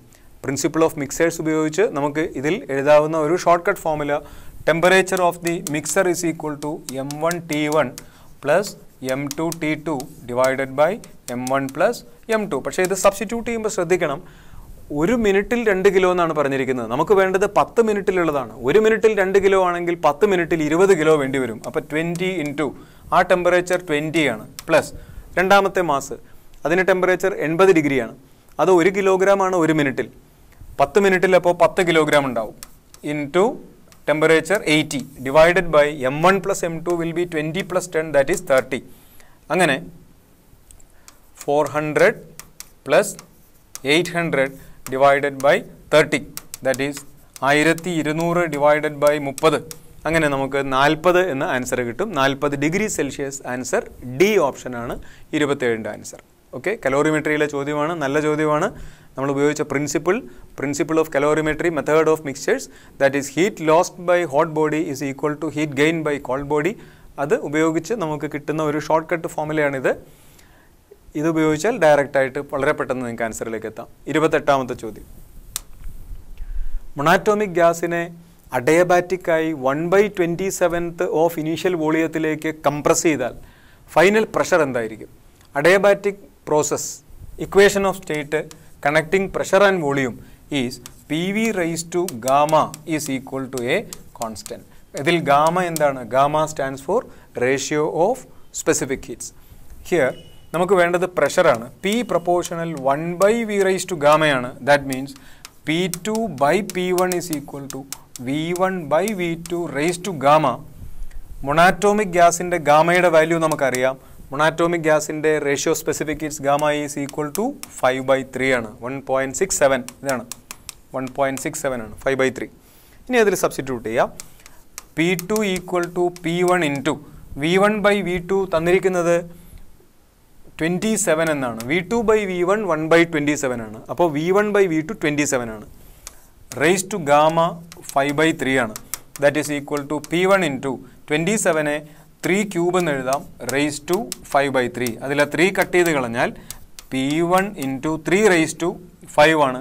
ദാറ്റ് ഈസ് 243 ആണ്. 3 റേസ് ടു 5, അങ്ങനെ 243 ടൈംസ്. അങ്ങനെ ആൻസർ സി ആണെന്ന് പറയാം. 28ൻ്റെ ആൻസർ സി ആണ്. അടുത്ത ചോദ്യം, 29ാമത്തെ ചോദ്യം, CPയും CVയും ഡയാറ്റോമിക് ഗ്യാസിന് എത്രയാണ്? ഡയാറ്റോമിക് ഗ്യാസിന് 5 ഡിഗ്രീസ് ഓഫ് ഫ്രീഡം ഉണ്ട്, നമുക്കറിയാം. ഡയാറ്റോമിക് ഗ്യാസിന് 5 ഡിഗ്രീസ് ഓഫ് ഫ്രീഡം ഉണ്ട്. നമ്മൾ വൈബ്രേഷനെ കുറിച്ച് പറയുന്നില്ല. വൈബ്രേഷനെ കുറിച്ച് ഡീറ്റെയിൽഡ് ആയിട്ടുള്ള സ്റ്റഡീസ് ഒന്നും NCERT ടെക്സ്റ്റിലില്ല. ഇവിടെ അതൊട്ട് ഉദ്ദേശിച്ചിട്ടുമില്ല. അപ്പോൾ 3 ട്രാൻസ്ലേഷനും 2 റൊട്ടേഷനും, അതായത് 5 ഡിഗ്രീസ് ഓഫ് ഫ്രീഡം ഉണ്ട്. 5 ഡിഗ്രീസ് ഓഫ് ഫ്രീഡം ഉണ്ടെങ്കിൽ specific heat at constant volume CV 5/2R ആയിരിക്കും. CP equal to CV plus R. CP minus CV R ആണ്. അപ്പോൾ CP equal to CV plus R ആണ്. അപ്പോൾ 5/2R പ്ലസ് R ഈ 7/2R. അങ്ങനെ CV 5/2Rഉം CP 7/2Rഉം ഒരു ഓപ്ഷനിലുണ്ട്, option E. അപ്പോൾ 29ൻ്റെ ആൻസർ എലഫൻ്റ് ആണ്. 30ാമത്തെ ചോദ്യം, 3 മോളുകളുണ്ട്. Ideal gas rigid cubical box ആണ്.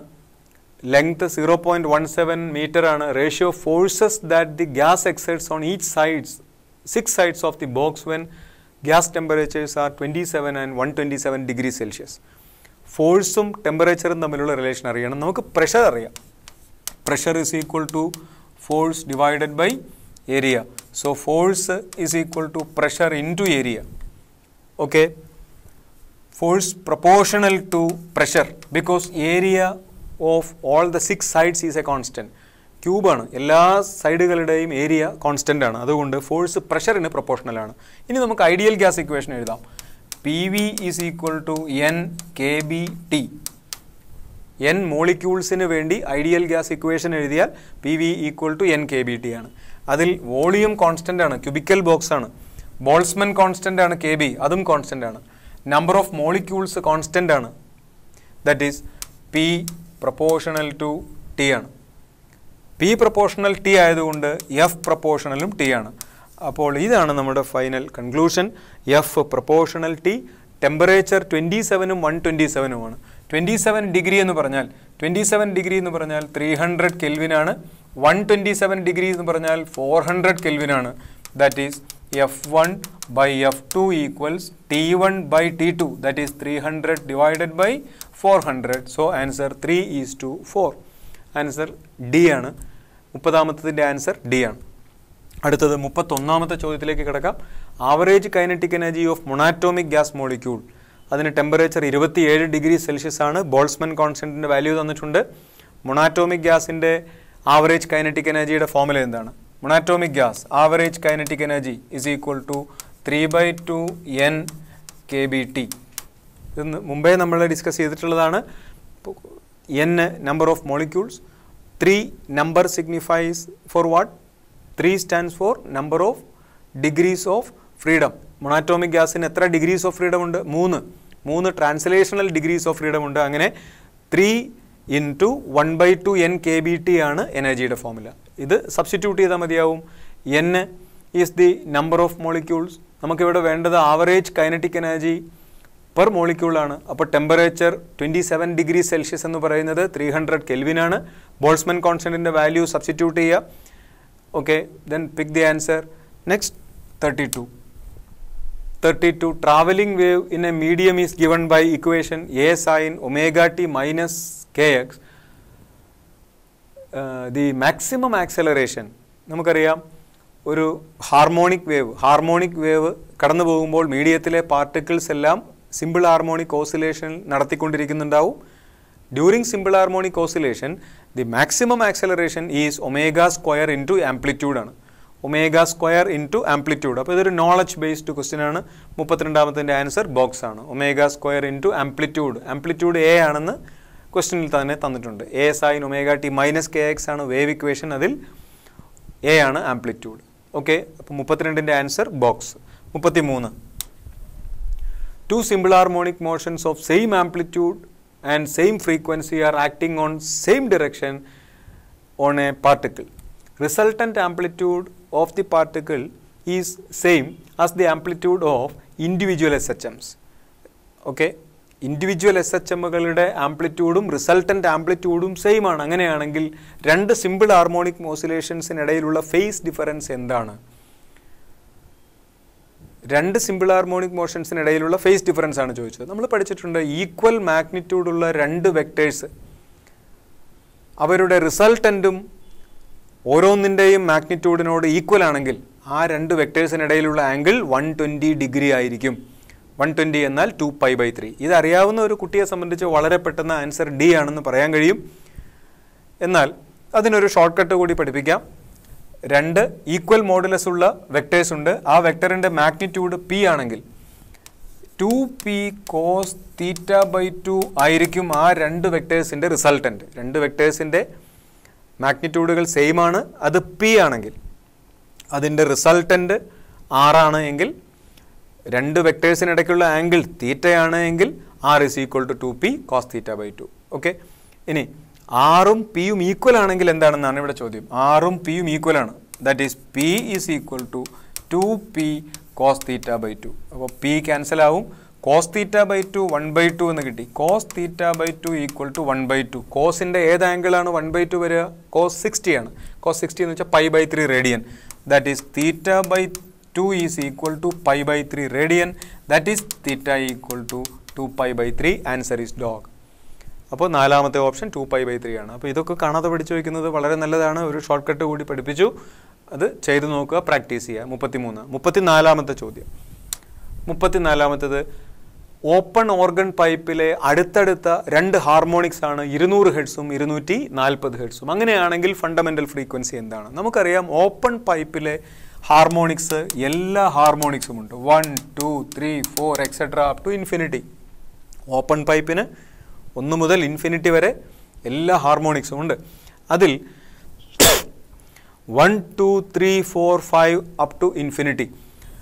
ഫണ്ടമെൻ്റൽ ഫ്രീക്വൻസി ആദ്യത്തേതാണ്. 1ഉം 2ഉം തമ്മിലുള്ള ഡിഫറൻസും 2ഉം 3ഉം തമ്മിലുള്ള ഡിഫറൻസും 3ഉം 4ഉം തമ്മിലുള്ള ഡിഫറൻസും ഒക്കെ 1 ആണ്. അതായത് അടുത്തടുത്ത ഏതെങ്കിലും രണ്ട് ഫ്രീക്വൻസികൾ ഓപ്പൺ പൈപ്പിന് തന്നാൽ ആ ഫ്രീക്വൻസികളുടെ ഡിഫറൻസ് ആയിരിക്കും fundamental frequency. So fundamental frequency ν1 is equal to 240 minus 200 that is equal to 40. അപ്പോൾ ആൻസർ ഈസ് എ. ഇത് വളരെ എളുപ്പമുള്ളൊരു മെത്തേഡാണ്. നീറ്റ് പരീക്ഷയ്ക്ക് ഏതാനും വർഷങ്ങൾക്ക് മുമ്പ് ചോദിച്ചിരുന്നതാണ് ഇതേപോലത്തെ ഒരു ചോദ്യം. പക്ഷേ അത് ക്ലോസ്ഡ് പൈപ്പായിരുന്നു. ക്ലോസ്ഡ് പൈപ്പാണെങ്കിൽ ഡിഫറൻസ് അല്ല ഫണ്ടമെൻ്റൽ ഫ്രീക്വൻസി, ഡിഫറൻസിൻ്റെ പകുതിയാണ്.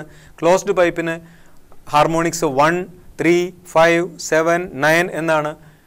അപ്പോൾ ഡിഫറൻസ് 1ഉം 3ഉം തമ്മിലുള്ള ഡിഫറൻസ് 2 ആണ്. അതിൻ്റെ പകുതിയാണ് 1. അപ്പോൾ ക്ലോസ്ഡ് പൈപ്പ് ആണെങ്കിൽ അടുത്തടുത്ത ഫ്രീക്വൻസികളുടെ ഡിഫറൻസിൻ്റെ പകുതിയും ഓപ്പൺ പൈപ്പ് ആണെങ്കിൽ അടുത്തടുത്ത ഫ്രീക്വൻസികളുടെ ഡിഫറൻസും ആയിരിക്കും ഫണ്ടമെൻ്റൽ ഫ്രീക്വൻസി. വളരെ ഇമ്പോർട്ടൻ്റ് ആയിട്ടുള്ളൊരു ഇൻഫർമേഷനാണ് പാസ് ചെയ്തത്. നിങ്ങളത് ഓർത്തിരിച്ച് പഠിക്കാൻ ശ്രമിക്കുക. 34ാമത്തെ ചോദ്യത്തിൻ്റെ ആൻസർ 40 ഹെർട്സ് ആപ്പിൾ. 35ാമത്തെ ചോദ്യത്തിലേക്ക് കടക്കാം. 35. 2 strings of same material, same length given equal tension. They vibrating in fundamental mode 1600 and 900 hertz, ratio of the diameters. നമ്മൾ പഠിച്ചിട്ടുണ്ട് frequency, fundamental frequency n1 is equal to 1/2L root of t divided by pi d square by 4 rho. 1/2L root of t by pi d square 4 multiplied by 4. ഇത് നമ്മൾ പഠിച്ചിട്ടുള്ള ഫോർമുലയാണ്. പല രീതിയിൽ നിങ്ങൾ എഴുതി പഠിച്ചിട്ടുണ്ടാവും. ചിലപ്പോൾ നിങ്ങൾ ഫണ്ടമെൻ്റൽ ഫ്രീക്വൻസിക്ക് ഇങ്ങനെ പഠിച്ചിട്ടുണ്ടാവും, 1/2L root of t by mu. ഇതിനെ തന്നെ മാറ്റിയാൽ ഇങ്ങനെ എഴുതാം. രണ്ടും ഒരു ഫോർമുല തന്നെയാണ്. അപ്പോൾ n1 ഡിപ്പെൻഡ് ചെയ്യുന്ന എന്തൊക്കെ ഫാക്ടേഴ്സിനെയാണ്? എല്ലിനെ ഡിപ്പെൻഡ് ചെയ്യുന്നുണ്ട്, പക്ഷേ സെയിം ലെങ്ത് ആണെന്ന് പറഞ്ഞിട്ടുണ്ട്. ടെൻഷനെ ഡിപ്പെൻഡ് ചെയ്യുന്നുണ്ട്, പക്ഷേ അതും സെയിം ആണെന്ന് പറഞ്ഞിട്ടുണ്ട്. ഡെൻസിറ്റിയോ മെറ്റീരിയൽ സെയിം ആണെന്ന് പറഞ്ഞിട്ടുണ്ട്, ഡെൻസിറ്റിയും സെയിം ആണ്. അപ്പോൾ എന്താണ് മാറുന്നത്? ഡയാമീറ്റർ. ആ ഡിപ്പെൻഡൻസ് ആണ് നമുക്ക് വേണ്ടത്. അപ്പോൾ n1 പ്രൊപ്പോർഷണൽ ടു 1/√d² ആണ്. √d² would become d. That is n1 proportional to 1/d. അപ്പോൾ ഡയാമീറ്റർ പ്രൊപ്പോർഷണൽ ടു 1/n1 അല്ലേ? n1 proportional 1/√d². That is n1 proportional to 1/d, d proportional 1/n. അപ്പോൾ 1/n1 ഫ്രീക്വൻസിയുടെ ratio 1600 divided by 900 ആണ് അല്ലേ ഫ്രീക്വൻസിയുടെ ratio. അപ്പോൾ അതിൻ്റെ reciprocal, അതിനെ ഉൾട്ടാ ചെയ്യണം. റെസിപ്രോക്കൽ റേഷ്യോ ആണ് ഡയാമീറ്ററിന്. ഇത് ക്യാൻസൽ ആയാൽ 16/9. 16/9 നോക്കൂ, ഓപ്ഷനിലുണ്ട്. ഓപ്ഷൻ എ ആണെന്ന് തെറ്റിദ്ധരിക്കും. അല്ല, എ എഴുതിയാൽ മൈനസ് മാർക്കായി കിട്ടും. എ അല്ല, ആൻസർ ഇ ആണ്. നോക്കൂ, റെസിപ്രോക്കൽ റേഷ്യോ ഇത് എപ്പോഴും ശ്രദ്ധിക്കുക. പലപ്പോഴും കീമിനോ നീറ്റിനോ ജി മെയിൻസിനോ ഒക്കെ കുട്ടികളിൽ വളരെ എളുപ്പമുള്ള ചോദ്യങ്ങൾ തെറ്റിക്കുന്ന ഒരു സമ്പ്രദായമാണ് ഓപ്ഷനിൽ തെറ്റിച്ച് തന്നിരിക്കുന്നത്. ഓപ്ഷൻ എയും ഓപ്ഷൻ ഇയും ഇൻവേഴ്സ് ആണ്. ശ്രദ്ധിക്കുക, ഓപ്ഷൻ ഇ നിങ്ങൾ ശ്രദ്ധിക്കണമെന്നില്ല, പക്ഷേ ഇ ആണ് കറക്റ്റ് ആൻസർ. ഇത് കാണുന്ന പലരും അത് തെറ്റിച്ചിട്ടുള്ളവരിപ്പോൾ തെറ്റിച്ചല്ലോ എന്നോർത്ത് ദുഃഖിക്കുന്നുണ്ടാവും. ഡി പ്രൊപ്പോർഷണൽ 1/n1 വളരെ കെയർഫുള്ളായിട്ട് മാത്രം ഹാൻഡിൽ ചെയ്യുക. 35 ആൻസർ എലഫൻറ്റ്. 36ാമത്തെ ചോദ്യം. 36ാമത്തെ ചോദ്യം. Object moving in straight line with velocity 100 m/s goes past a stationary observer. Object emits note of 400 Hz while moving. Change in frequency noted by observer as the object goes past him is. അപ്പോൾ എന്താണ് concept? Doppler effect. ആദ്യം object ഒബ്സർവർക്ക് അടുത്തേക്ക് വരുന്നു. അപ്പോൾ നമുക്കറിയാം കൂടിയ frequency കേൾക്കും. പിന്നീട് ഒബ്ജക്റ്റ് ഒബ്സർവറിൽ നിന്ന് അകലേക്ക് പോകുന്നു. അപ്പോൾ നമുക്കറിയാം കുറഞ്ഞ ഫ്രീക്വൻസി കേൾക്കുന്നു. ഈ രണ്ട് ഫ്രീക്വൻസികളുടെ ഡിഫറൻസ് എന്താണെന്നാണ് ചോദ്യം. ലിസണർ റെസ്റ്റിലാണ്, ഒബ്സർവർ അഥവാ ലിസണർ റെസ്റ്റിലാണ്, സോഴ്സ് അടുത്തേക്ക് വരുന്നു. ഏത് ഫ്രീക്വൻസിയാണ് നമ്മൾ ഉപയോഗിക്കാറ്? N1 dash is equal to N0 into V divided by V minus Vs. Substitute. What is N0? N0 is 400. N0 എന്ന് പറഞ്ഞാൽ ഒറിജിനൽ ഫ്രീക്വൻസി 400 ആണ്. V velocity of sound in air ആണ്, അത് 300 ആണെന്ന് തന്നിട്ടുണ്ട്. ഡിനോമിനേറ്ററിൽ 300 minus velocity of sound. What is the velocity of swords? Velocity of swords 100 എന്നും തന്നിട്ടുണ്ട്. അങ്ങനെ ഇത് നമുക്ക് ചെയ്താൽ കിട്ടുക 400 into 300 divided by 200 ആണ്. That means you got 600 hertz. അപ്പോൾ കൂടിയ ഫ്രീക്വൻസി നമ്മൾ കേൾക്കുന്നത് 600 ഹെർട്സ് ആണ്. അടുത്ത് യഥാർത്ഥ ഫ്രീക്വൻസി 400 ആണ്, പക്ഷേ അടുത്തേക്ക് വരുന്നത് കൊണ്ട് നമ്മൾ കേൾക്കുന്ന ഫ്രീക്വൻസി 600 ആണ്. ഇനി നമ്മളോട് പാസ് ചെയ്ത് പോകുമ്പോൾ, ലിസണറോട് അത് പാസ് ചെയ്ത് പോകുമ്പോൾ കേൾക്കുന്ന ഫ്രീക്വൻസി കാണുന്ന formula N2 dash is equal to N0 into V by V plus Vs ആണ്. That is 400 into 300 divided by 300 plus 100, that is 400. 400 and 400 cancels and you get 300. What is the difference? N2 dash N1 dash തമ്മിലുള്ള difference എന്താണ്? So N1 dash minus N2 dash is equal to 600 minus 300, that is 300. ഇത്തിരി lengthy ആണെങ്കിലും നിങ്ങൾക്ക് എളുപ്പത്തിൽ ചെയ്യാനുള്ള ഒരു shortcut പറഞ്ഞു തരാം. Delta nu is equal to 2NVX divided by V square minus X square. ഇതിൽ N എന്താണ്? 2N N0 ആണ്. N0 400 ആണ്, V 300 ആണ്, X 100 ആണ്. ഇത് സബ്സ്റ്റിറ്റ്യൂട്ട് ചെയ്താൽ ഡയറക്റ്റായി നിങ്ങൾക്ക് ആൻസറിലേക്ക് എത്താം. അപ്പോൾ ഈ ഷോർട്ട് കട്ട് നിങ്ങൾ യൂസ് ചെയ്യുക. നിങ്ങൾക്കത് യൂസ്ഫുള്ളായ ഒരു ഷോർട്ട് കട്ടായിരിക്കും. ഈ പർട്ടിക്കുലർ സിറ്റുവേഷനിൽ മാത്രം ഉപയോഗിക്കാവുന്നതാണ്. അതുകൊണ്ടാണ് അതിന് വലിയ ഇമ്പോർട്ടൻസ് കൊടുക്കാത്തത്. ഇങ്ങനെ തന്നെ ചെയ്യുന്നതാവും നന്നാവുക. ഈ ഒരു പർട്ടിക്കുലർ പ്രോബ്ലം വന്നാൽ നിങ്ങൾക്ക് ആ ഫോമുല തന്നെ ഉപയോഗിച്ചാൽ വളരെ പെട്ടെന്ന് ആൻസറിലേക്ക് എത്താം. അത് ട്രൈ ചെയ്ത് നോക്കുക, സെയിം ആൻസർ കിട്ടുന്നുണ്ടോ എന്ന് ചെക്ക് ചെയ്യുക. 37ാമത്തെ ചോദ്യം. 37ാമത്തേത് വളരെ എളുപ്പമുള്ളൊരു ചോദ്യമാണ്. 37ാമത്തേത് ആയപ്പോഴേക്കും നമ്മൾ സെക്കൻഡ് ഇയറിലേക്ക് കടന്നു. നോക്കൂ, 36 ആദ്യത്തെ 36 ചോദ്യങ്ങൾ ഫസ്റ്റ് ഇയറിൽ നിന്നാണ്. ഇനി വരുന്ന ചോദ്യങ്ങളെല്ലാം സെക്കൻഡ് ഇയറിൽ നിന്നാണ്. സെക്കൻഡ് ഇയറിലെ ആദ്യത്തെ ചോദ്യമാണ് electric flux through any face of the cube due to positive charge situated at the centre of the cube is. ഒരു പോസിറ്റീവ് ചാർജിനെ ക്യൂബിൻ്റെ സെൻറ്ററിൽ വെച്ചാൽ നമുക്കറിയാം total flux through the cube Gauss's law പറയുന്നതനുസരിച്ച് Q by epsilon 0 ആണ്. എന്നാൽ ഏതെങ്കിലും ഒരു ഫേസിലൂടെയുള്ളത് അതിൻ്റെ 1/6 ആണ്. അപ്പോൾ Q by epsilon 0യുടെ 1/6 എന്ന് പറയുന്നാൽ Q by 6 epsilon 0 ആണ്. Answer is cat. 37 answer cat. അടുത്ത ചോദ്യത്തിലേക്ക് കിടക്കാം. 38. കപ്പാസിറ്റൻസ് പാരലൽ പ്ലേറ്റ് കപ്പാസിറ്ററിന് 10 മൈക്രോ ഫാരഡ് ആണ്. അതിൻ്റെ പ്ലേറ്റുകൾക്കിടയിൽ ഏത് ഡൈഇലക്ട്രിക് കോൺസ്റ്റൻ്റ് ഉള്ള മീഡിയത്തെ ഇൻട്രൊഡ്യൂസ് ചെയ്താൽ അതിൻ്റെ കപ്പാസിറ്റി ഡബിൾ ആവും? അതാണ് ചോദ്യം. കപ്പാസിറ്റിയുടെ ഫോമുല ε0 εr A/D ആണ്. ആണല്ലോ. ഇവിടെ ε0യും എയും ഡിയും ഒന്നും മാറാതെ കപ്പാസിറ്റൻസ് എങ്ങനെ ഡബിൾ ചെയ്യാം? എങ്ങനെ ഡബിൾ ചെയ്യാം? εr ഡബിൾ ചെയ്താൽ മതി. അപ്പോൾ εrൻ്റെ വാല്യൂ 2 ആണെങ്കിൽ മാത്രമേ കപ്പാസിറ്റി ഡബിൾ ആവൂ. അപ്പോൾ കപ്പാസിറ്റി ഡബിൾ ചെയ്യണമെങ്കിൽ εrൻ്റെ വാല്യൂ 2 ആയിരിക്കണം. എന്നാലേ കപ്പാസിറ്റി 2 ടൈംസ് ആവും. കപ്പാസിറ്റി 3 ടൈംസ് ആവണമെങ്കിൽ εrൻ്റെ വാല്യൂ 3 ആയാൽ മതി. മനസ്സിലായല്ലോ. അപ്പോൾ 38ാമത്തതിൻ്റെ ആൻസർ എ ആണ് 2. 39. Electric potential at any point XYZ in space is given. V equal to 4Z square. XYZ are in meter.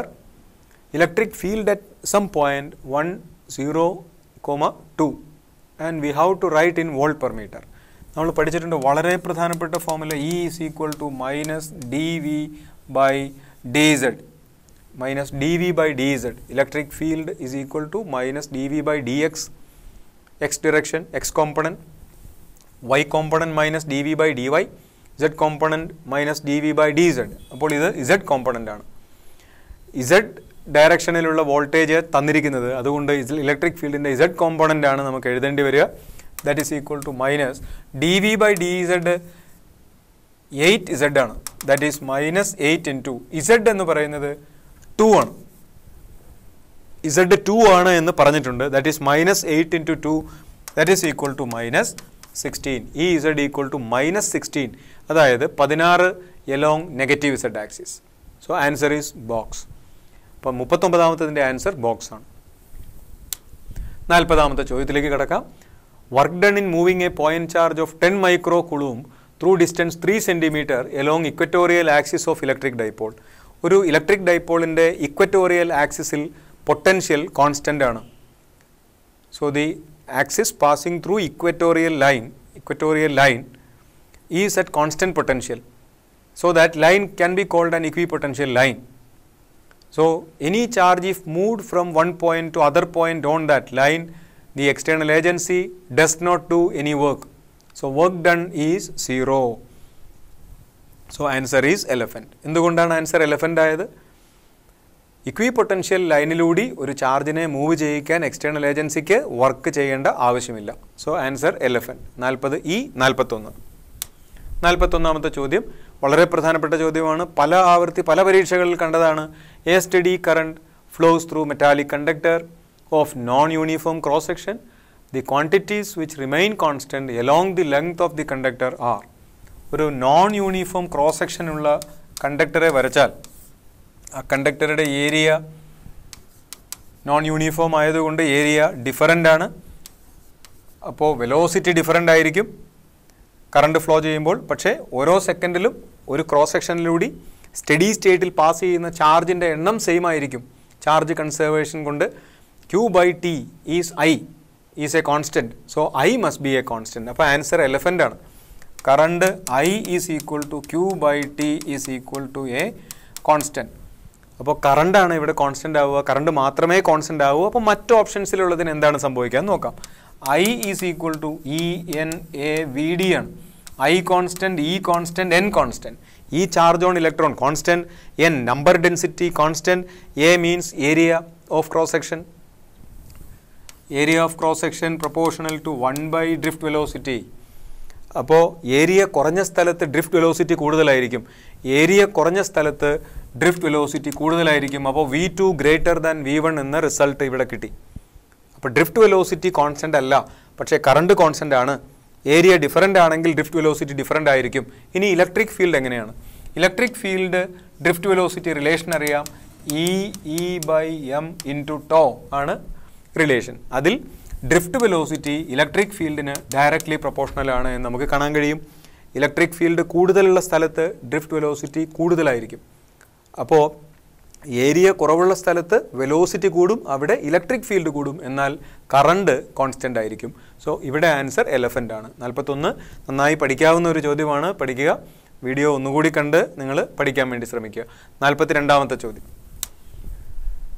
In a platinum resistance thermometer, resistances of wire at ice point and steam point are 4 ohm and 4.25 ohm respectively. When the thermometer is kept in a hot water bath whose temperature is not known, resistance of the wire is 4.5 ohm, the temperature of the hot water bath is. ഇത് തെർമോമെട്രിക് comparison ഉപയോഗിച്ച് വളരെ എളുപ്പം ചെയ്യാം. നിങ്ങൾക്ക് പ്രത്യേക ഫോർമുലകളൊന്നും ഉപയോഗിക്കണമെന്നില്ല. ഈ തരത്തിലുള്ള എല്ലാ ചോദ്യങ്ങളും നിങ്ങൾ ഇങ്ങനെ ചെയ്യാം. ഒരു തെർമോമീറ്ററിനെ കാലിബ്രേറ്റ് ചെയ്യുമ്പോൾ ഉപയോഗിക്കുന്ന ഫോർമുലയാണ്. ഒരു സെൽഷ്യസ് തെർമോമീറ്ററിൻ്റെ lower fixed point 0 degree Celsius ആണ്. Upper fixed point 100 degree Celsius ആണ്. ഈ പർട്ടിക്കുലർ തെർമോമീറ്ററിൻ്റെ ലോവർ ഫിക്സഡ് പോയിൻറ്റ് എത്രയാണെന്ന് പറഞ്ഞിട്ടുണ്ട്. ഐസ് പോയിൻറ്റ് 4 ഓം ആണ്. സ്റ്റീം പോയിൻറ്റ് അതാണ് അപ്പർ ഫിക്സഡ് പോയിൻറ്റ് 4.25 ഓം ആണ്. അതിൻ്റെ റീഡിംഗ് 4.5 ഓം ആണ്. ഈ സെൽഷ്യസ് തെർമോമീറ്ററിൻ്റെ റീഡിംഗ് എക്സ് ആണ് എങ്കിൽ അത് എത്ര എന്നാണ് നമ്മളോട് ചോദിച്ചത്. ഇത് തമ്മിലുള്ള ഒരു ട്രിഗണോമെട്രിക് കമ്പാരിസൺ മാത്രം നടത്തിയാൽ മതിയാവും. That is 4.25 minus 4 divided by 4.5 minus 4. 4.25 minus 4 divided by 4.5 minus 4 is equal to 100 minus 0 divided by x minus 0. ഇത് രണ്ടും തമ്മിലുള്ള ഒരു കമ്പാരിസൺ മാത്രം ചെയ്താൽ നിങ്ങൾക്ക് അതിൽ നിന്ന് എക്സ് കണ്ടുപിടിക്കാം. You try to find out the value. Next one 43. Internal resistance of cell, it depends on distance between electrodes, temperature of electrodes, concentration of electrolytes and surface area of electrode, but it never depends on the circuit elements connected to it. Answer is A, apple. 44ാമത്തെ ചോദ്യം നോക്കാം. 6 സെല്ലുകൾ ചിത്രത്തിലുള്ളതുപോലെ connect ചെയ്തിരിക്കുന്നു. എല്ലാത്തിനും 5 വോൾട്ടാണ്. Internal resistance 0.1 ohm ആണ്. The reading of the ideal voltmeter is, ideal volt മീറ്ററിൻ്റെ reading എന്താണ് എന്നാണ് ചോദ്യം. അപ്പോൾ ഇതിനെ നമുക്ക് സോൾവ് ചെയ്യണമെങ്കിൽ ഇതിനെ ഈ രീതിയിൽ മാറ്റി വരയ്ക്കാം. ഇതിലുള്ള 3 സെല്ലുകൾ, ഈ 3 സെല്ലുകളും ഞാനിപ്പോൾ കാണിക്കുന്ന 1, 2, 3 എന്ന് പറയുന്ന 3 സെല്ലുകളും സീരീസിൽ കണക്ട് ചെയ്തിരിക്കുന്നു. ഒരു സെല്ലിൻ്റെ പ്ലസ് അടുത്ത സെല്ലിൻ്റെ മൈനസുമായി കണക്ട് ചെയ്ത് രീതിയിൽ കണക്ട് ചെയ്തു. സീരീസിലാണ്, അവരൊക്കെ എയ്ഡിങ് ആണ്. എയ്ഡിങ് ആകുമ്പോൾ ആ വോൾട്ടേജുകളെ നിങ്ങൾക്ക് ആഡ് ചെയ്യാം. ആഡ് ചെയ്യുമ്പോൾ ആ സെല്ലുകൾക്ക് പകരം ഞാനൊരു സിംഗിൾ സെല്ലിനെ വരയ്ക്കും. അതിൻ്റെ വോൾട്ട് 15 വോൾട്ട് ആയിരിക്കും. അതേപോലെ 4 and 5 എന്ന് പറയുന്ന 2 സെല്ലുകളും സീരീസിലാണ്, എയ്ഡിങ് ആണ്. 4ൻ്റെ പ്ലസും 5ൻ്റെ മൈനസും ചേർന്നിരിക്കുന്നത് ശ്രദ്ധിക്കുക. അപ്പോൾ അവരെ തമ്മിൽ നമുക്ക് ആഡ് ചെയ്യാം. ആഡ് ചെയ്ത് നമുക്കിങ്ങനെ വരയ്ക്കാം. അത് 10 വോൾട്ട് ആയിരിക്കും. ഇങ്ങനെ നമുക്കതിനെ ഒന്ന് റീഅറേഞ്ച് ചെയ്യാം. ഈ വോൾട്ട് മീറ്റർ റീഡിംഗ് ആണ് നമുക്ക് അറിയേണ്ടത്. ഓക്കെ, ഇനി ഈ 15 വോൾട്ടും 10 വോൾട്ടും സീരീസാണ്. ഈ 15 വോൾട്ടും 10 വോൾട്ടും സീരീസാണ്. എന്നാൽ രണ്ടിൻ്റെയും മൈനസുകൾ ഒരുമിച്ച് കണക്ട് ചെയ്തിരിക്കുന്നു. അവർ തമ്മിൽ ഒപ്പോസിംഗ് ആണ്. ഒപ്പോസിംഗ് ആണെങ്കിൽ ഇ എം എഫുകളെ തമ്മിൽ സബ്ട്രാക്ട് ചെയ്യണം. ഇതിനെ നമുക്ക് റീഡ്രോ ചെയ്യാം. റീഡ്രോ ചെയ്യുമ്പോൾ ഇതിൽ വലിയ സെല്ല് 15 വോൾട്ടാണ്. 15 വോൾട്ടിൻ്റെ പോസിറ്റീവ് 5 വോൾട്ടിൻ്റെ നെഗറ്റീവുമായി ടച്ച് ചെയ്യുന്ന രീതിയിൽ വരയ്ക്കാം. ഇത് 5 വോൾട്ട്, 15ഉം 10ഉം തമ്മിലുള്ള ഡിഫറൻസ് എടുക്കുക, അതായത് 5 വോൾട്ട്. ഇപ്പോൾ നമ്മുടെ കയ്യിൽ 2 വോൾട്ടേജുകളുള്ള സെല്ലുകൾ മാത്രമേ ഉള്ളൂ. നമ്മൾ സർക്യൂട്ടിനെ, വലിയ സർക്യൂട്ടിനെ റെഡ്യൂസ് ചെയ്തു. കറണ്ട് കണ്ടുപിടിക്കാതെ ചെയ്യുന്ന ഒരു മെത്തേഡാണ് ഇത്. കറണ്ട് കണ്ടുപിടിക്കുന്ന മെത്തേഡ് വളരെ പോപ്പുലറാണ്. എന്നാൽ ഒരു പുതിയ മെത്തേഡ് എന്ന രീതിയിൽ പരിചയപ്പെടുത്തുകയാണ്. 5 വോൾട്ട്, അത് 5 വോൾട്ട്. ഈ 5 വോൾട്ട് സെല്ലിൻ്റെ ഇൻറ്റേർണൽ റെസിസ്റ്റൻസ് 0.1 ഓം ആണ്. ഇതിനകത്ത് എത്ര സെല്ലുകൾ വന്നിട്ടുണ്ട്? 1, 2, 3, 4, 5. എത്ര സെല്ലുകൾ വന്നിട്ടുണ്ട്? 5 സെല്ലുകൾ വന്നിട്ടുണ്ട്. 5 സെല്ലുകളുടെ ഇൻറ്റേർണൽ റെസിസ്റ്റൻസ് 0.5 ഓം ആണ്. ഇപ്പോൾ ഈ 2 സെല്ലുകളും പാരലലാണ്. പാരലലായ സെല്ലുകളുടെ ഇക്വിവാലൻ്റ് ഇ എം എഫ് കണ്ടുപിടിക്കുന്ന formula E1R2 plus or minus E2R1 divided by R1 plus R2 ആണ്. ആ ഫോമുല ഇവിടെ എഴുതാം. E equivalent equal to E1R2 plus or minus E2R1 divided by R1 plus R2. എന്താണ് ഈ പ്ലസ് ഓർ മൈനസ്? ഇവിടെ രണ്ടും പാരലലാണ്. ഇതിൻ്റെ മൈനസും ഇതിൻ്റെ പ്ലസും തമ്മിലാണ് കണക്ട് ചെയ്തിരിക്കുന്നത്. അതുകൊണ്ട് മൈനസ് സൈൻ ഉപയോഗിക്കണം. ഒപ്പോസിങ് രണ്ടിൻ്റെയും മൈനസുകളായിരുന്നു ചേർന്ന് കണക്ട് ചെയ്തിരുന്നതെങ്കിൽ പ്ലസ് സൈൻ ഉപയോഗിക്കാമായിരുന്നു. ഓക്കെ, അപ്പോൾ ഇവിടെ നമുക്ക് മൈനസ് ഉപയോഗിക്കേണ്ടി വരും. അപ്പോൾ E1R2 മൈനസ് E2R1 ഉപയോഗിച്ചാൽ ഫൈനൽ ആൻസർ എങ്ങനെ വരും? E equivalent equal to E1 5 R2 0.5 minus E2 അതും 5 ആണ്, R1 0.1 divided by R1 plus R2 0.1 plus 0.5 that is 0.6. ഇങ്ങനെ ചെയ്താൽ നിങ്ങൾക്ക് 2.5 മൈനസ് 0.5 ഡിവൈഡഡ് ബൈ 0.6 എന്ന് കിട്ടും. That is 2 divided by 0.6 that is 20 divided by 6 that is 10/3 എന്നാണ് കിട്ടുക. പക്ഷേ അത് ഓപ്ഷൻസിൽ ഇല്ല. ഇതാണ് ഇതിലെ കറക്റ്റ് ആൻസർ. ഇനി കറണ്ട് കണ്ടുപിടിച്ച് ചെയ്താലും നിങ്ങൾക്ക് ഇതേ ആൻസർ തന്നെയാണ് കിട്ടുക. പക്ഷേ ഈ ആൻസർ ഓപ്ഷൻസിൽ എങ്ങുമില്ല. കറണ്ട് കണ്ടുപിടിച്ച് ചെയ്യാൻ ശ്രമിക്കുക ഒരു എക്സസൈസ് ആയിട്ട്. ആൻസർ ഓപ്ഷൻസിലില്ല. അപ്പോൾ 44ാമത്തെ ചോദ്യത്തിൻ്റെ ഉത്തരം ആൻസറിലൊന്നും കാണുന്നില്ല. അത് ഡിലീറ്റ് ചെയ്യാനാണ് സാധ്യത. 45ാമത്തെ ചോദ്യം വായിച്ചു നോക്കാം.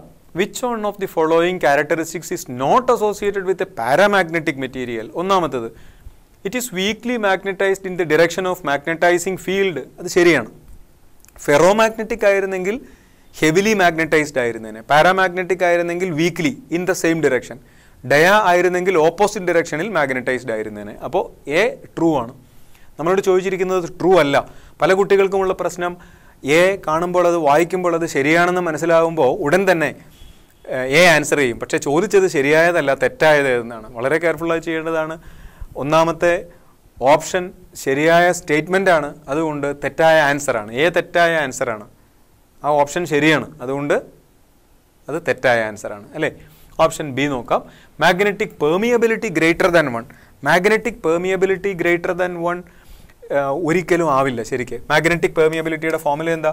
Mu is equal to μ0 μr ആണ്. Mu is equal to μ0 μr ആണ്. ഈ μ0യുടെ വാല്യൂ 4π × 10⁻⁻7 ആണ്. നോക്കൂ, അപ്പോൾ മാഗ്നറ്റിക് പെർമിയബിലിറ്റി ഗ്രേറ്റർ ദാൻ 1 എന്ന് പറയുന്നത് തെറ്റായ സ്റ്റേറ്റ്മെൻ്റ് ആണ്. അങ്ങനെ വരുമ്പോൾ ബി ആൻസർ ആവേണ്ടതാണ്. പക്ഷേ ഒഫീഷ്യൽ കീയിൽ തന്നിരിക്കുന്ന ആൻസർ ഡി ആണ്. കാരണം ഡി വളരെ വ്യക്തമായ ഒരു ഉത്തരവാണ്. കാരണം ഡിയിൽ പറയുന്നത് magnetic susceptibility increases with rice in temperature എന്നാണ്. ക്യൂരീസ് ലോ പറയുന്നത് കൈ പ്രൊപ്പോർഷണൽ 1/T എന്നാണ്. അപ്പോൾ magnetic susceptibility of A paramagnetic substance decreases with increase in temperature എന്നാണ് ശരിക്കും വേണ്ടത്. അതുകൊണ്ട് ഡി ആണ് കറക്റ്റ് ആൻസർ എന്നാണ് ഒഫീഷ്യൽ കീ പബ്ലിഷ് ചെയ്തതിൽ പറയുന്നത്. പക്ഷേ ഓപ്ഷൻ ബിയിൽ ഇങ്ങനെ ഒരു പ്രശ്നമുണ്ട്. 2 ആൻസർ വരാൻ പറ്റാത്തത് കൊണ്ട് നമുക്ക് ഡി തന്നെ ഓപ്റ്റ് ചെയ്യാം. D is the correct answer. Option ബിയിൽ വേണമെങ്കിൽ ഒന്ന് മാറ്റിയിരുന്നെങ്കിൽ ആ പ്രശ്നം ഉണ്ടാകുമായിരുന്നില്ല. മാഗ്നറ്റിക് പെർമിയബിലിറ്റി എന്നതിന് പകരം മാഗ്നറ്റിക് റിലേറ്റീവ് പെർമിയബിലിറ്റി μr ആണെങ്കിൽ μr ഗ്രേറ്റർ ദാൻ 1 ആണ്.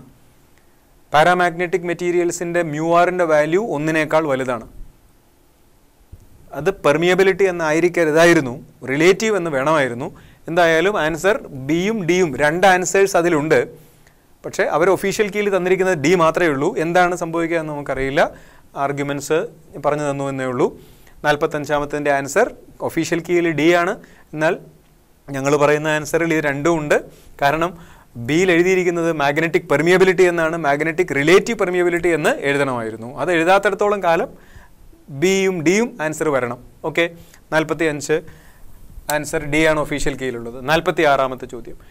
50 ടേൺസ് ഉള്ള ഒരു കോയിലിന് 2 ആംപിയർ കറണ്ട് ഫ്ലോ ചെയ്യുന്നുണ്ട്. അതിന് മാഗ്നറ്റിക് ഫീൽഡ് 0.5 ടെസ്ലയിൽ ഇരിക്കുന്നു. എത്ര ടോർക്കാണ് കോയിലിലുള്ളത്? നോക്കൂ, ഈ ചോദ്യത്തിനും ഇതേപോലൊരു പ്രശ്നമുണ്ട്. ടോർക്ക് ക്ലോക്ക് വൈസ് ആണോ ആൻറ്റി ക്ലോക്ക് വൈസ് ആണോ എന്ന് ഒരാൾ ചോദിക്കുമ്പോൾ അത് എവിടെ നിന്ന് നോക്കുന്നു എന്ന് പറയാതെ ആർക്കും പറയാൻ സാധിക്കില്ല. അപ്പോൾ ഇതിലേതാണ് ആൻസർ എന്ന് വ്യക്തതയില്ല. എന്തായാലും എക്സ്പ്ലനേഷൻ പറയാം. ടോർക്കിൻ്റെ formula torque is equal to NIAB ആണ്. മാക്സിമം ആണ് ടോർക്ക്. കാരണം ആംഗിൾ സൈൻ ഫംഗ്ഷൻ ആണ്, ആംഗിൾ 90 ആണ്. AB ഏരിയ വെക്ടർ ഔട്ട്വേർഡ് ആണ്. ഫീൽഡ് വെക്ടർ റൈറ്റ് വേർഡ് ആണ്. ആംഗിൾ 90 ആണ്. ഏരിയയ്ക്കും ഫീൽഡിനും ഇടയ്ക്കുള്ള ആംഗിൾ 90 ആണ്.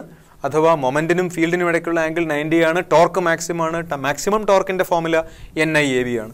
നമ്പർ ഓഫ് ടേൺസ് എത്രയുണ്ട്? 50. കറണ്ട് എത്ര? 2. ഏരിയ ലെങ്ത് ഇൻറ്റു ബ്രെഡ്ത്ത് ആണ്. 8 × 10 × 10⁻⁻4 × 1/2 ടെസ്ലയാണ്, 0.5 ടെസ്ലയാണ് മാഗ്നറ്റിക് ഫീൽഡ്. ഇത് ചെയ്താൽ കിട്ടുക 0.4 എന്നാണ്. പക്ഷേ 0.4ൽ 2 ആൻസർ ഉണ്ട്. ക്ലോക്ക് വൈസ് ആണോ ആൻറ്റി ക്ലോക്ക് വൈസ് ആണോ? നിങ്ങൾ നോക്കൂ, താഴെ നിന്ന് നോക്കിയാൽ, ഒബ്സർവർ അടിയിൽ നിന്ന് മുകളിലേക്ക് നോക്കിയാൽ ക്ലോക്ക് വൈസ് എന്ന് പറയാം. ഒബ്സർവർ മുകളിൽ നിന്ന് താഴേക്ക് നോക്കിയാൽ ആൻറ്റി ക്ലോക്ക് വൈസ് എന്ന് പറയാമെന്നല്ലാതെ നേരെ മുമ്പിൽ നിന്ന് നോക്കിയാൽ ക്ലോക്ക് വൈസ് ആണോ ആൻറ്റി ക്ലോക്ക് വൈസ് ആണോ എന്ന് ടോർക്കിനെ സംബന്ധിച്ച് പറയാൻ കഴിയില്ല. കറണ്ട് ആൻറ്റി ക്ലോക്ക് വൈസ് ആണെന്ന് പറയാം, അങ്ങനെയല്ല. അപ്പോൾ അതിനൊരു ആംബിഗ്വിറ്റി ഉണ്ട്. എന്താണ് തീരുമാനിക്കുക എന്നറിയില്ല. ആൻസർ ഒഫീഷ്യൽ കീയിൽ തന്നിരിക്കുന്നത് എ ആണ്. അപ്പോൾ സി എഴുതിയ ആളുകൾക്ക് മാർക്ക് കിട്ടേണ്ടതാണ്. കാരണം എവിടെ നിന്നാണ് എന്ന് നോക്കിയത് എന്ന് പറഞ്ഞിട്ടില്ല. ഓക്കെ, അത് ചോദ്യത്തിൻ്റെ ഒരു ഡിഫക്റ്റ് തന്നെയാണ്. 46ാമത്തെ ചോദ്യത്തിൽ എന്താണ് സംഭവിക്കുന്നത് അറിയില്ല. ആർഗ്യുമെൻറ്റ്സ് ഞങ്ങൾ പറഞ്ഞു എന്നേ ഉള്ളൂ. ഓക്കെ, 47ാമത്തെ ചോദ്യം. ലോങ് സോളിനോയിഡിന് 500 ടേൺസ് ഉണ്ട്. യൂണിറ്റ് ലെങ്തിന് 1.5 ആംപിയർ കറണ്ട് ഉണ്ട്. Magnetic induction at one of the ends of the solenoid on its axis. Formula ഒരു എൻഡിലുള്ള സോളിനോയിഡിൻ്റെ മാഗ്നറ്റിക് ഇൻഡക്ഷൻ്റെ ഫോർമുല സെൻറ്ററിലുള്ളതിൻ്റെ പകുതിയാണ്. μ0 NI ഡിവൈഡഡ് ബൈ 2 ആണ്. μ0യുടെ value 4π × 10⁻⁻7 turns per unit length is 500. current is 1.5. that means 3/2. we can write 3/2 divided by 2 and you get the calculations and get the answer. Do the necessary calculations and get the answer. 48. Choose the wrong statement. The magnetic declination is greater at higher latitudes. അത് true ആണ്.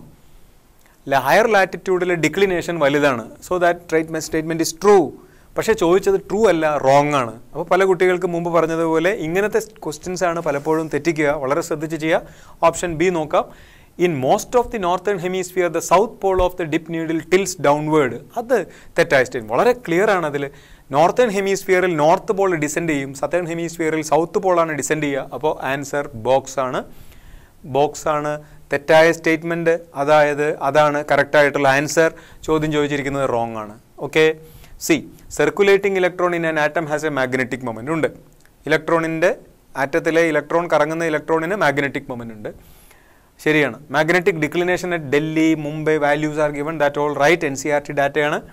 Elephant. At the poles, magnetic field lines are converging or diverging vertically so that horizontal component is negligible. Poles, north pole, south pole, horizontal component of magnetic field due to earth is negligible.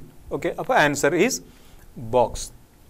49th one, magnetic field at center of a circular coil 50 turns, radius 10 cm, current 1 ampere in Tesla. Magnetic field at center of circular coil. B0 is equal to mu 0 Ni divided by 2R ആണ്. Substitute ചെയ്യാം. 4 pi into 10 power minus 7 into number of turns is 50. Current is 1 divided by 2 into radius is 0.1. Convert ചെയ്യണം. Unit വളരെ important ആണ്. 10 സെൻറ്റിമീറ്ററിനെ 0.1 metre എന്ന് തന്നെ എഴുതണം. എങ്ങനെ ചെയ്യുമ്പോൾ നമുക്ക് എന്താണ് കിട്ടുക? ഇവിടെ 2 ക്യാൻസലായി പോവും. 2 into 50 100 ആവും. ഇവിടെ ഒരു 10 മുകളിലേക്ക് ഒരു 1000. അപ്പോൾ പൈ ഇൻറ്റു 10 power minus 4 എന്ന് വരും. Answer is A.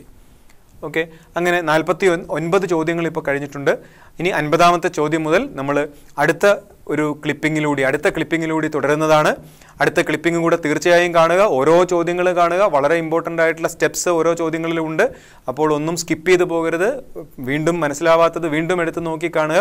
ആർഗ്യുമെൻറ്റ്സ് തെറ്റാണ്, കീ തെറ്റാണ് എന്നുള്ള ആർഗ്യുമെൻറ്റ്സ് ഏതെല്ലാം ചോദ്യങ്ങൾക്ക് വന്നു എന്നുള്ളതെല്ലാം വ്യക്തമായി ഞങ്ങൾ പറഞ്ഞിരിക്കുകയാണ്. 50ാമത്തെ ചോദ്യം നമുക്ക് ശ്രദ്ധിക്കാം. Choose the wrong statement for pure inductive circuits. The inductive reactance limits the current in purely inductive circuit. ശരിയാണ്.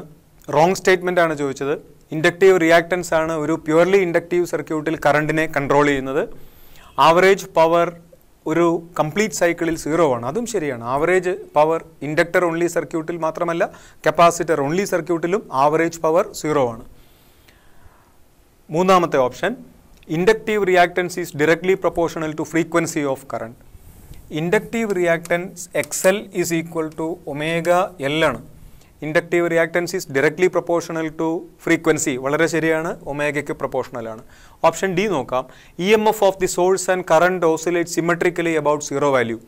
വോൾട്ടേജും കറണ്ടും ഇൻഡക്ടർ ഓൺലി സർക്യൂട്ടിൽ ഓസിലേറ്റ് ചെയ്യുന്നത് സൈനൂസോയിഡൽ ആയിട്ടാണ്. നമുക്കറിയാം V equal to VM sine omega T, I equal to minus IM cos omega T. അപ്പോൾ രണ്ടും sinusoidal oscillations ആണ്. സിമെട്രിക്കലി അബൌട്ട് 0 വാല്യൂ ആണ്. അതും ശരിയാണ്. നല്ല ഓപ്ഷൻസ് ആണ് സെറ്റ് ചെയ്തിരിക്കുന്നത്. ഓപ്ഷൻ ഇ പറയുന്നു current leads by voltage by π/2. ശരിയാണ്. കറണ്ട് ലീഡ്സ് വോൾട്ടേജ് ബൈ π/2 എന്നത് സ്റ്റേറ്റ്മെൻറ്റ് തെറ്റാണ്. അതുകൊണ്ടാണ് ഓപ്ഷൻ ഇ ശരിയായത്. ഓപ്ഷൻ ഇ ആണ് ശരി, കാരണം അത് തെറ്റാണ് അല്ലേ. നല്ല രസകരമായ ഒരു സംഭവമാണ്. ഓപ്ഷൻ ഇ എന്തുകൊണ്ടാണ് ശരിയായത്? കാരണം ഓപ്ഷൻ ഇയിൽ എഴുതിയിരിക്കുന്നത് തെറ്റായതുകൊണ്ടാണ്. അപ്പോൾ പലപ്പോഴും നമ്മുടെ ജീവിതത്തിലും തെറ്റ് ശരിയായി മാറാറുണ്ട്. ഇതേപോലെ നോക്കൂ, കറണ്ട് ലീഡ്സ് വോൾട്ടേജ് ബൈ π/2 എന്നത് തെറ്റായ സ്റ്റേറ്റ്മെൻ്റ് ആണ്. അതുകൊണ്ട് അതാണ് ശരിയായ ഓപ്ഷൻ. 50ാമത്തെ answer elephant. നല്ല ചോദ്യമാണ്, വായിച്ചു നോക്കുക. 51ാമത്തെ ചോദ്യത്തിലേക്ക് കടക്കാം. മോഷണൽ EMFനെ കുറിച്ചിട്ടുള്ളതാണ്. അതിൻ്റെ ഡീറ്റെയിൽസ് ഒക്കെ ഒന്ന് വായിച്ചു നോക്കൂ. A train is running speed 72 km/h on the rails separated by distance of 150 cm. If the vertical component of Earth's field is 4 into 10⁻⁻5 Tesla, induced EMF. Induced EMFൻ്റെ ഫോർമുല നമുക്കറിയാം, BVL sin θ ആണ്. θ 90 ആണ്. Maximum induced EMF ഉണ്ടാവുന്നത്. Maximum induced EMF is equal to BVL. അപ്പോൾ you just take the product of all these B, V and L. ബിയുടെ value 4 into 10⁻⁻5 വിയുടെ value 72. ശ്രദ്ധിക്കുക, വളരെ അധികം കുട്ടികൾ തെറ്റിച്ച ഒരു ഭാഗമാണ്. 72 km/h ആണ്. കൺവേർഷൻ വളരെ ഇമ്പോർട്ടൻ്റ് ആണ്. 72 km/h 5/18 കൊണ്ട് മൾട്ടിപ്ലൈ ചെയ്യുമ്പോഴാണ് അത് മീറ്റർ/സെക്കൻഡിലേക്ക് മാറുക. 72നെ 5/18 കൊണ്ട് മൾട്ടിപ്ലൈ ചെയ്യണം, ഇമ്പോർട്ടൻ്റ് ആണ്. ഇൻറ്റു ലെങ്ത് എത്ര? ലെങ്ത് 1.5 മീറ്റർ ആണ്. 1.5 മീറ്റർ. ഇത് നിങ്ങൾ കാൽക്കുലേറ്റ് ചെയ്ത് നമുക്ക് കിട്ടുക. ആൻസർ എ ആണ്, 1.2 millivolt. Answer is 1.2 millivolt. 51 answer apple. Now 52.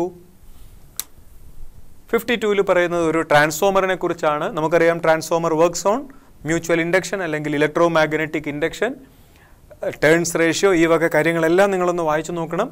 ഇവിടെ ചോദിച്ചിരിക്കുന്നത് ടോട്ടൽ പവർ കൺസംഷൻ 7.2 kW ആണെങ്കിൽ പ്രൈമറിയിലെ ട്രാൻസ്ഫോമറിൻ്റെ കറണ്ട് എന്താണ് എന്നാണ്. Power is equal to I into V ആണ് അല്ലേ. Power in the transformer is equal to I primary into V primary equal to I secondary into V secondary. ഈ ഫോമുലകളെല്ലാം നമുക്ക് വളരെ useful ആണ് ഒരു 100% എഫിഷ്യൻ്റ് ആയ ട്രാൻസ്ഫോമറിന്. അപ്പോൾ power is equal to I P V P എന്ന ഫോമുല മാത്രം ഇവിടെ ഉപയോഗിച്ചാൽ മതിയാവും. That is I primary equal to P by V P. Power തന്നിട്ടുണ്ട് 7.2 കിലോ, വി പി തന്നിട്ടുണ്ട് V P 6 kV, I P എന്ന് പറയുന്നത് 7.2 kW ആണ് അല്ലേ. This one cancels, you get 1.2 then 1 point. Answer is box. Answer is box. 53 knowledge based ആണ്. Relation between charge and flux change. Charge delta Q is equal to delta phi divided by R ആണ്. Charge delta Q equal to delta phi by R, where delta phi is the flux change and R is the resistance. Delta Q is the charge transferred due to electromagnetic induction. അപ്പോൾ 53യുടെ answer apple ആണ്. 54 electromagnetic വേവിൻ്റെ frequency 5 MHz ആണ്.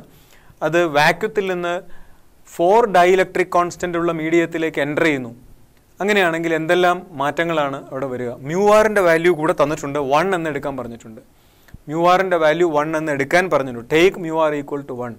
മ്യൂആർ 1ഉം epsilon R 4ഉമായിട്ടുള്ള ഏതോ ഒരു hypothetical medium, ആ മീഡിയത്തെ പറ്റിയാണ് ഇവിടെ പറയുന്നത്. ഇതിൽ നിന്ന് നമുക്ക് വ്യക്തമാവുന്നത് refractive index is equal to root of mu r epsilon R, that is equal to 2 എന്നാണ്. റിഫ്രാക്റ്റീവ് ഇൻഡെക്സിൻ്റെ ഫോമുല വളരെ ഇമ്പോർട്ടൻ്റ് ആണ്, എല്ലാവരും അത് ഓർത്തിരിക്കേണ്ടതാണ്. Root mu r epsilon R equal to 2 എന്ന റിഫ്രാക്റ്റീവ് ഇൻഡെക്സിൻ്റെ ഫോമുല ബൈ ഹെർട്ട് ചെയ്യുക. അത് 2 ആണ്. റിഫ്രാക്റ്റീവ് ഇൻഡെക്സിൻ്റെ മറ്റൊരു ഫോമുലയാണ് സി ബൈ വി. ഇതിൽ നിന്ന് നമുക്ക് മനസ്സിലാവും V equal to C by N. C by N that is equal to C by 2. ഇപ്പോൾ വെലോസിറ്റി സി ബൈ 2 ആയി മാറി എന്ന് പറഞ്ഞാൽ എന്താണ്? ലൈറ്റിൻ്റെ സ്പീഡിൻ്റെ പകുതിയായി മാറി. ആ മീഡിയത്തിലേക്ക് വന്നപ്പോൾ സ്പീഡ് പകുതിയായി. സ്പീഡ് പകുതിയായാൽ വേവ് ലെങ്തും പകുതിയാവും. കാരണം മീഡിയം മാറുമ്പോൾ ഫ്രീക്വൻസി മാറില്ല. അപ്പോൾ speed halved, wavelength halved, frequency not change. അപ്പോൾ സ്പീഡ് പകുതി, വേവ് ലെങ്ത് പകുതി, ഫ്രീക്വൻസി മാറ്റമില്ല. ഇതിലേതാണ് ഉള്ളതെന്ന് നോക്കാം. Wavelength halved, frequency unchanged. അപ്പോൾ option A is the right answer.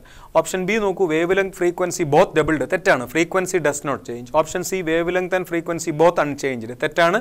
Frequency only unchanged, wavelength changes. Wavelength doubled never, frequency unchanged. Wavelength halved ആണ് വേണ്ടത്.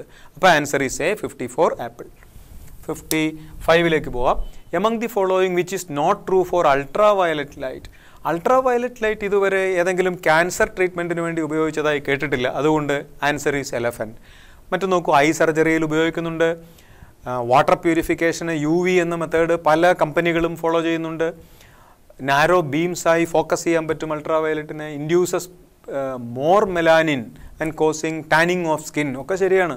അതുകൊണ്ടാണ് കാലത്തോ അതിരാവിലെയോ വൈകിട്ടോ അല്ലാതെ സൂര്യപ്രകാശം ശരീരത്തിലേക്ക് നേരിട്ട് ഏൽക്കുന്നത് വളരെ നല്ലതല്ല എന്ന് പറയുന്നത്. അൾട്രാ വയലറ്റിനെ പ്രിവെൻറ്റ് ചെയ്യുന്ന കുടകളൊക്കെ മാർക്കറ്റിൽ അവൈലബിൾ ആണ്, നിങ്ങൾക്കറിയാം, സ്കിന്നിനെ പ്രൊട്ടക്റ്റ് ചെയ്യാൻ വേണ്ടി. അപ്പോൾ ആൻസർ ഈസ് എലഫൻറ്റ്. അങ്ങനെ 56ാമത്തെ ചോദ്യത്തിലേക്ക് പോവാം. 56, choose the wrong statement. A ray entering a material of large refractive index bends towards the normal when it enters a material of larger refractive index. അപ്പോൾ lower refractive ഇൻഡെക്സിൽ നിന്ന് larger refractive ഇൻഡെക്സിലേക്ക് ഒരു light ray enter ചെയ്യുമ്പോൾ that will bend towards the normal. Higher refractive ഇൻഡെക്സിൽ നിന്ന് lower refractive ഇൻഡെക്സിലേക്കാണെങ്കിൽ bends away from the normal. വളരെ ബേസിക് ആയിട്ടുള്ള ലോസ് ആണ്, നമ്മൾ പഠിച്ചിട്ടുള്ളതാണ്. എ കറക്റ്റ് സ്റ്റേറ്റ്മെൻ്റ് ആണ്, അതുകൊണ്ട് അത് അല്ല answer. B ray entering material smaller refractive index bends away, ഇപ്പോൾ പറഞ്ഞതാണ്. അപ്പോൾ ബിയും അല്ല ആൻസർ, കാരണം ബിയും ശരിയാണ്, അതുകൊണ്ട് ബി ആൻസർ അല്ല. Option C ray oriented along normal does not bend regardless of material. അതെ, നോർമൽ ആണെങ്കിൽ റിഫ്രാക്ഷൻ നടക്കുന്നില്ല, ഡീവിയേഷൻ നടക്കുന്നില്ല, പക്ഷെ സ്പീഡ് ചേഞ്ച് എന്തായാലും നടക്കുന്നുണ്ട്.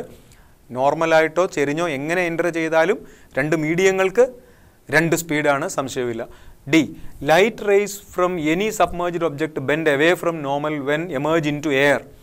Light rays from any submerged object bend away from normal when enter into air. ശരിയാണ്, എയറിലേക്ക് enter ചെയ്യുമ്പോൾ എയർ റെയറർ മീഡിയമാണ്, ഡെൻസറിൽ നിന്ന് റെയറിലേക്ക് വരുമ്പോൾ ബെൻസ് അവേ ആണ്. Answer D. ശരിയാണോ? അല്ല, കാരണം ആ ഓപ്ഷനിൽ എഴുതിയിരിക്കുന്നത് ശരിയാണ്, അതുകൊണ്ട് റോങ് സ്റ്റേറ്റ്മെൻ്റ് അല്ല. Option E when wave passes from one material into second material with large refractive index wave speed increases എന്ന് എഴുതിയിരിക്കുന്നു, പക്ഷേ അത് ഡിക്രീസസ് ആണ്. അപ്പോൾ അതാണ് തെറ്റായത്. നോക്കൂ എന്തൊരു ടഫാണ് ചോദ്യം. ഓരോ ഓപ്ഷൻസും വായിച്ച് വന്ന് വളരെ കെയർഫുള്ളായി വായിച്ചില്ലെങ്കിൽ അത് തെറ്റിപ്പോവും. ഒരു ന്യൂമറിക്കൽ എക്സാം ക്വസ്റ്റിനേക്കാളും ടഫായിരിക്കും ഇങ്ങനത്തെ ചോദ്യങ്ങളെന്ന് തോന്നുന്നു തെറ്റിച്ച് കളയുന്നത്. 56ൻ്റെ ആൻസർ എലഫൻ്റ് ആണ്. ഇനി 57 സിംഗിൾ സ്ലിറ്റ് ഡൈഫ്രാക്ഷനെ പറ്റിയാണ് ചോദ്യം. അതിൻ്റെ ഫസ്റ്റ് മിനിമങ്ങൾ, സെൻട്രൽ മാക്സിമത്തിൻ്റെ രണ്ട് വശത്തുമുള്ള ഫസ്റ്റ് മിനിമങ്ങൾക്കിടയിലുള്ള ആംഗുലർ സ്പ്രെഡ് എന്താണെന്നാണ് ചോദ്യം. അതിന് നമുക്ക് പെട്ടെന്ന് പറയാൻ കഴിയുന്ന ഒരു കാര്യം ആ ഗ്രാഫിൽ നിന്ന് ആണെങ്കിൽ എളുപ്പം കുട്ടികൾക്ക് മനസ്സിലാവാറുണ്ട്. അതുപോലെ ചെയ്യാം. ഗ്രാഫിൽ നിന്നാകുമ്പോൾ കുട്ടികൾക്ക് അത് എളുപ്പം മനസ്സിലാവാറുണ്ട്, അതുകൊണ്ട് ആ ഗ്രാഫ് വരയ്ക്കാം. ഇൻറ്റൻസിറ്റി ഡിസ്ട്രിബ്യൂഷൻ്റെ ഗ്രാഫാണ്. ഇൻറ്റൻസിറ്റിയാണ് വൈ ആക്സിസിൽ, ആംഗിളാണ് എക്സ് ആക്സിസിൽ. Angle of diffraction in single slit diffraction experiment ആണ് എക്സ് ആക്സിസിൽ. ഇത് പ്ലസ് ലാംഡ ബൈ എ ആണ്, ഇത് മൈനസ് ലാംഡ ബൈ എ ആണ്. നിങ്ങൾ NCERT ടെക്സ്റ്റ് റെഫർ ചെയ്യുക, മുഴുവൻ വരയ്ക്കാൻ നമുക്ക് സമയമില്ല. രണ്ട് മിനിമങ്ങളുടെ സെൻട്രൽ മാക്സിമത്തിന് ഇരുവശത്തുമുള്ള രണ്ട് മിനിമങ്ങൾക്കിടയിലുള്ള ആംഗിൾ എന്താണ്? അത് 2 ലാംഡ ബൈ എ ആണ്. പല കുട്ടികളും സംശയം ചോദിച്ചിരുന്നു കീം കഴിഞ്ഞ ഉടനെ ലാംഡ ബൈ എ അല്ലേ എന്ന്. ലാംഡ ബൈ എ സെൻറ്ററിൽ നിന്ന് ഒരു മിനിമത്തിലേക്കുള്ള ആംഗിൾ മാത്രമാണ്. രണ്ട് മിനിമങ്ങൾക്കിടയിലുള്ള ആംഗിൾ 2 ലാംഡ ബൈ എ ആണ്. വളരെ കെയർഫുള്ളായി ചെയ്യണം. ഒരുപാട് കുട്ടികൾ തെറ്റിച്ചിട്ടുണ്ട്. 57 ആൻസർ ക്യാറ്റാണ്. 58ാമത്തെ ചോദ്യത്തിലേക്ക് കിടക്കാം. റിഫ്ലക്റ്റഡ് റേ കംപ്ലീറ്റ്ലി പോളറൈസ്ഡ് എന്ന് കേൾക്കുമ്പോഴേ നമുക്കറിയാം ബ്രൂസ്റ്റേഴ്സ് ലോ ആണ് അല്ലേ? Brewster's law. ബ്രൂസ്റ്റേഴ്സ് ലോ പറയുന്നത് refractive index n is equal to tan of the angle of incidence. എപ്പോഴും ഒരു ചോദ്യം വായിക്കുമ്പോൾ അതിനോടൊരു ആറ്റിറ്റ്യൂഡ് നമുക്കുണ്ടാവണം. ആ ചോദ്യം വായിച്ചു തുടങ്ങുമ്പോൾ അതിന് വേണ്ട ഡാറ്റ നമ്മുടെ മനസ്സിലേക്ക് വന്ന് നിറയണം. IP + R is equal to 90 എന്ന് നമ്മൾ പഠിച്ചിട്ടുണ്ട്. ബ്രൂസ്റ്റേഴ്സ് ലോ പഠിച്ച സമയത്ത് NCERT ടെക്സ്റ്റ് എടുത്ത് നോക്കൂ, അതിൽ പഠിച്ചിട്ടുണ്ട്. അങ്ങനെയാണെങ്കിൽ ഇവിടെ ആറിൻ്റെ വാല്യൂ 30 ഡിഗ്രിയാണ്. അപ്പോൾ IP = 90 - R, that is 90 - 30, that is 60 degree. Therefore, refractive index equal to tan of IP, where IP is the angle of polarization. IP is 60 degree, tan 60 is √3, that is 1.7. Then answer is box. 1.732 is the right answer, box. 58 answer box. Now we move to the next one, 59. 59 നല്ല ചോദ്യമാണ്. ഇതിൽ lengthy ആയിട്ടുള്ള ഒന്ന് രണ്ട് ചോദ്യങ്ങളിൽ ഒന്നാണിത്. നല്ല കോൺസെപ്റ്റാണ്. Certain prism produces minimum deviation at 42 degree, but it produces a deviation of 45 degree for two angles of incidences at 43 and 62 degrees. The angle of incidence when the prism undergoes minimum deviation is. ഇതിന് ആദ്യം നമുക്ക് ഇത് പഠിക്കുമ്പോൾ basic ആയിട്ടുള്ള കാര്യങ്ങൾ പഠിക്കുന്നത് നല്ലതാണ്. ഞാൻ അതിൻ്റെ I ഡെൽറ്റ കർവ് വരയ്ക്കാം. ഒരു പ്രിസത്തിൻ്റെ I ഡെൽറ്റ കർവ് നിങ്ങൾ എപ്പോഴും ഓർക്കൂ. പ്രിസത്തിൻ്റെ I ഡെൽറ്റ കർവ് എങ്ങനെയാണ്? പ്രിസത്തിൻ്റെ I ഡെൽറ്റ കർവ് വരയ്ക്കുക. എല്ലാവരും വരച്ചിട്ടുള്ളതാണ്. പറയൂ. I on x axis and delta on y axis and you get a curve like this, Mr. Right അല്ലേ? ഇതാണ് മിനിമം ഡീവിയേഷൻ, ഡെൽറ്റ മിനിമം. ഈ delta minimum നമുക്ക് തന്നിട്ടുണ്ട് 42 ഡിഗ്രി എന്ന് തന്നിട്ടുണ്ട്. ഇത് 42 ഡിഗ്രിയാണ്.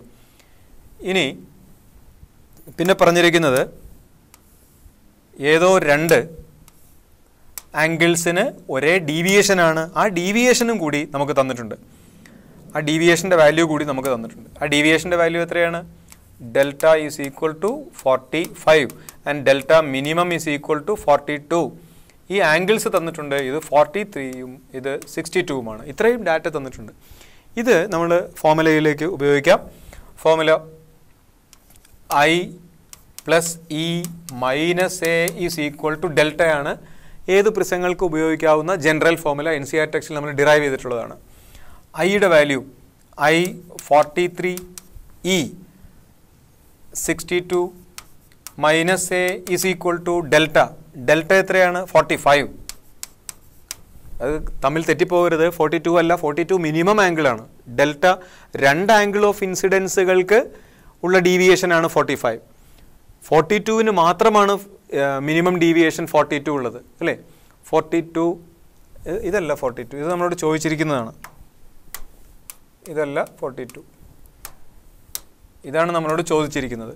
42 ആണ് delta minimum. Okay, now A is equal to how much? A is equal to 105 minus 45, that is 60. അപ്പോൾ ആംഗിൾ കിട്ടിയ 60 ഡിഗ്രിയാണ് ഈ പ്രിസത്തിൻ്റെ ആംഗിൾ എന്ന് മനസ്സിലായി. ഓക്കെ, ഇനി ആംഗിൾ കിട്ടിയാൽ മിനിമം ഡീവിയേഷൻ്റെ ആംഗിൾ ഓഫ് ഇൻസിഡൻസ് ആണ് നമുക്കറിയേണ്ടത്.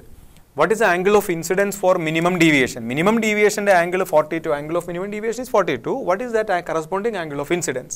അപ്പോൾ ഈ ഫോർമുല വീണ്ടും അപ്ലൈ ചെയ്യുക. For delta is equal to delta minimum, നമുക്കറിയാം I is equal to E. When the prism is adjusted to produce minimum deviation, angle of incidence equal to angle of emergence. അപ്പോൾ നമ്മുടെ formula I plus E 2I minus A equal to delta minimum എന്നാണ്. That is 2 into I minus 60 equal to delta minimum is given 42. Then 2I equal to 102. Then I is equal to 51. നല്ല ചോദ്യമാണ്. ഇതിൻ്റെ basic concepts ഇനിയും ഇത് lengthy ആയിട്ട് explain ചെയ്യാനുണ്ട്. മുഴുവൻ നിങ്ങൾ പഠിക്കാൻ വേണ്ടി ശ്രമിക്കുക. പിന്നീടൊരു അവസരത്തിൽ നമുക്കത് വീണ്ടും പഠിക്കാം. 51 ആണ് answer, dog. 59 answer dog. We move to the next one, 60. രണ്ട് വേവുകളുടെ ഇൻറ്റൻസിറ്റികൾ ഐയും 4ഐയും ആണെങ്കിൽ ratio of maximum and minimum intensities is. അതിനൊരു ഫോർമുല നമ്മൾ വേവ്സിൽ പഠിച്ചിട്ടുണ്ട്. Imax by Imin is equal to root I1 plus root I2 divided by root I1 minus root I2 the whole square. That is equal to root I1 plus root I2 divided by root I1 minus root I2 the whole square. That is 16 is 9 is to 1. So answer is apple. 9 is to 1 is the answer. 60 apple. 61. Among the following photosensitive substances, the one which emits electron when illuminated by visible light, all alkali metals are visible light sensitive. എല്ലാ alkali മെറ്റൽസും visible light sensitive ആണ്. ഇതിൽ alkali metal sodium മാത്രമാണ്. അതുകൊണ്ട് answer cat. 61 knowledge ലെവലാണ്, answer cat. 62 de Broglie wavelength. De Broglie wavelength of matter wave associated with object dropped from height x when it reaches ground proportional to. We know when an object is dropped from rest, the velocity with which it strikes ground is given by root of 2gx, where x is the height from which it falls. Also, de Broglie wavelength lambda is equal to h by mv, so lambda proportional to 1 by v, here lambda proportional to 1 by v, v proportional to root x, so lambda proportional to 1 by root x, so answer is box. 62 answer is box. We move to the next one, 63rd one. Number of alpha particles emitted during the radioactive decay chain from radon 88-226 to lead 82-206. How many number of alpha particles are emitted? We know alpha particle is nothing but helium nucleus. During alpha emission, mass number decreases. When 1 alpha emits, mass number decreases by 4. When 2 alpha emits, mass number decreases by 4 plus 4, 8, like that. How many alpha particles have been emitted? So for that, we find the difference between the mass numbers. Mass number difference is 226 minus 206, that is equal to 20. So what is the difference? 20. When 1 alpha emitted, mass decreases by 4, here mass decreased by 20. Then how many? 20 divided by 4. So answer must be 5. 63, apple. Move to the next one, 64. Shortest wavelength of Paschen series in hydrogen spectrum is given. Number of the wave length of the member of Paschen series. What is the wavelength of the member of Paschen series? Paschen series, we know Paschen series. Some part of the question is missing. You can see the question with you. I remember the question 1, 2, 3, 4. All transition to 1 Lyman, to 2 Balmer, to 3 Paschen. So the first transition for Paschen is from 4 to 3. Paschen series in the ആദ്യത്തെ transition എന്ന് പറയുന്നത് 4 നിന്ന് 3ലേക്കുള്ളതാണ്. അതിനാണ് passion സീരീസിൻ്റെ ഏറ്റവും energy കുറവുള്ള transition. ഏറ്റവും energy കുറവുള്ള ട്രാൻസിഷനാണ് ഏറ്റവും വേവ് ലെങ്ത് കൂടുതലുള്ളത്. അപ്പോൾ ഞാൻ ഇതിന് ഈ ടൈപ്പ് ചോദ്യങ്ങൾ വളരെ എളുപ്പം ചെയ്യാവുന്ന ഒരു എളുപ്പവഴി പഠിപ്പിക്കാം. കൂടുതൽ ഫോമുലകളൊന്നും ഉപയോഗിക്കേണ്ടതില്ല. 4 നിന്ന് 3ലേക്കാണ് 4ഉം 3ഉം കൂടി ആഡ് ചെയ്യുക. 7 എന്ന് എഴുതുക. 4 3 ആഡ് ചെയ്തു 7. ഇത് എല്ലാവർക്കും ചെയ്യാൻ അറിയാം. 4 3 7 എന്ന് എഴുതി 4 3 കൂടി മൾട്ടിപ്ലൈ ചെയ്യുക, അതിൻ്റെ സ്ക്വയർ എടുക്കുക. 4 3 മൾട്ടിപ്ലൈ ചെയ്ത് എത്ര കിട്ടുക? 12. അതിൻ്റെ സ്ക്വയർ എടുക്കുക 144. എന്നിട്ടൊരു R താഴത്ത് എഴുതുക. ഈ R എന്ന് പറഞ്ഞാൽ റിഡ്ബർഗ് കോൺസ്റ്റൻ്റ് ആണ്. R is equal to 1.097 into 10 power 7 per meter. ഇതാണ് ആറിൻ്റെ വാല്യൂ. അപ്പോൾ ഇതിനെ നമുക്ക് ഏകദേശം 1.1 into 10 power 7 എന്ന് ഏകദേശം എഴുതിയാൽ മതിയാവും. അപ്പോൾ ഇത് കാൽക്കുലേറ്റ് ചെയ്താൽ മതിയെന്ന് 1.144 by 7 into 10 power 7 like this into 1.1. ഇത് കാൽക്കുലേറ്റ് ചെയ്താൽ കിട്ടുന്ന ആൻസർ 18,700 ആങ്സ്ട്രോം ആണ്. ആ കിട്ടുന്നത് മീറ്ററിലായിരിക്കും. ഇതിനെ നിങ്ങൾ മീറ്ററിലുള്ളതിനെ ആങ്സ്ട്രത്തിലേക്ക് കൺവേർട്ട് ചെയ്യണം. ഒരു ആങ്സ്ട്രം 10 power -10 മീറ്റർ ആണെന്ന് നിങ്ങൾക്ക് അറിയാമല്ലോ. കൺവേർട്ട് ചെയ്യുമ്പോൾ കിട്ടുന്നത് 18,700 ആങ്സ്ട്രോം ആണ്. Answer is dog. ഓക്കെ, ഈ മെത്തേഡ് എല്ലായിടത്തും ഉപയോഗിക്കരുത്. അടുത്തടുത്ത ട്രാൻസിഷൻസിൽ മാത്രമേ ഉപയോഗിക്കാൻ പാടുള്ളൂ.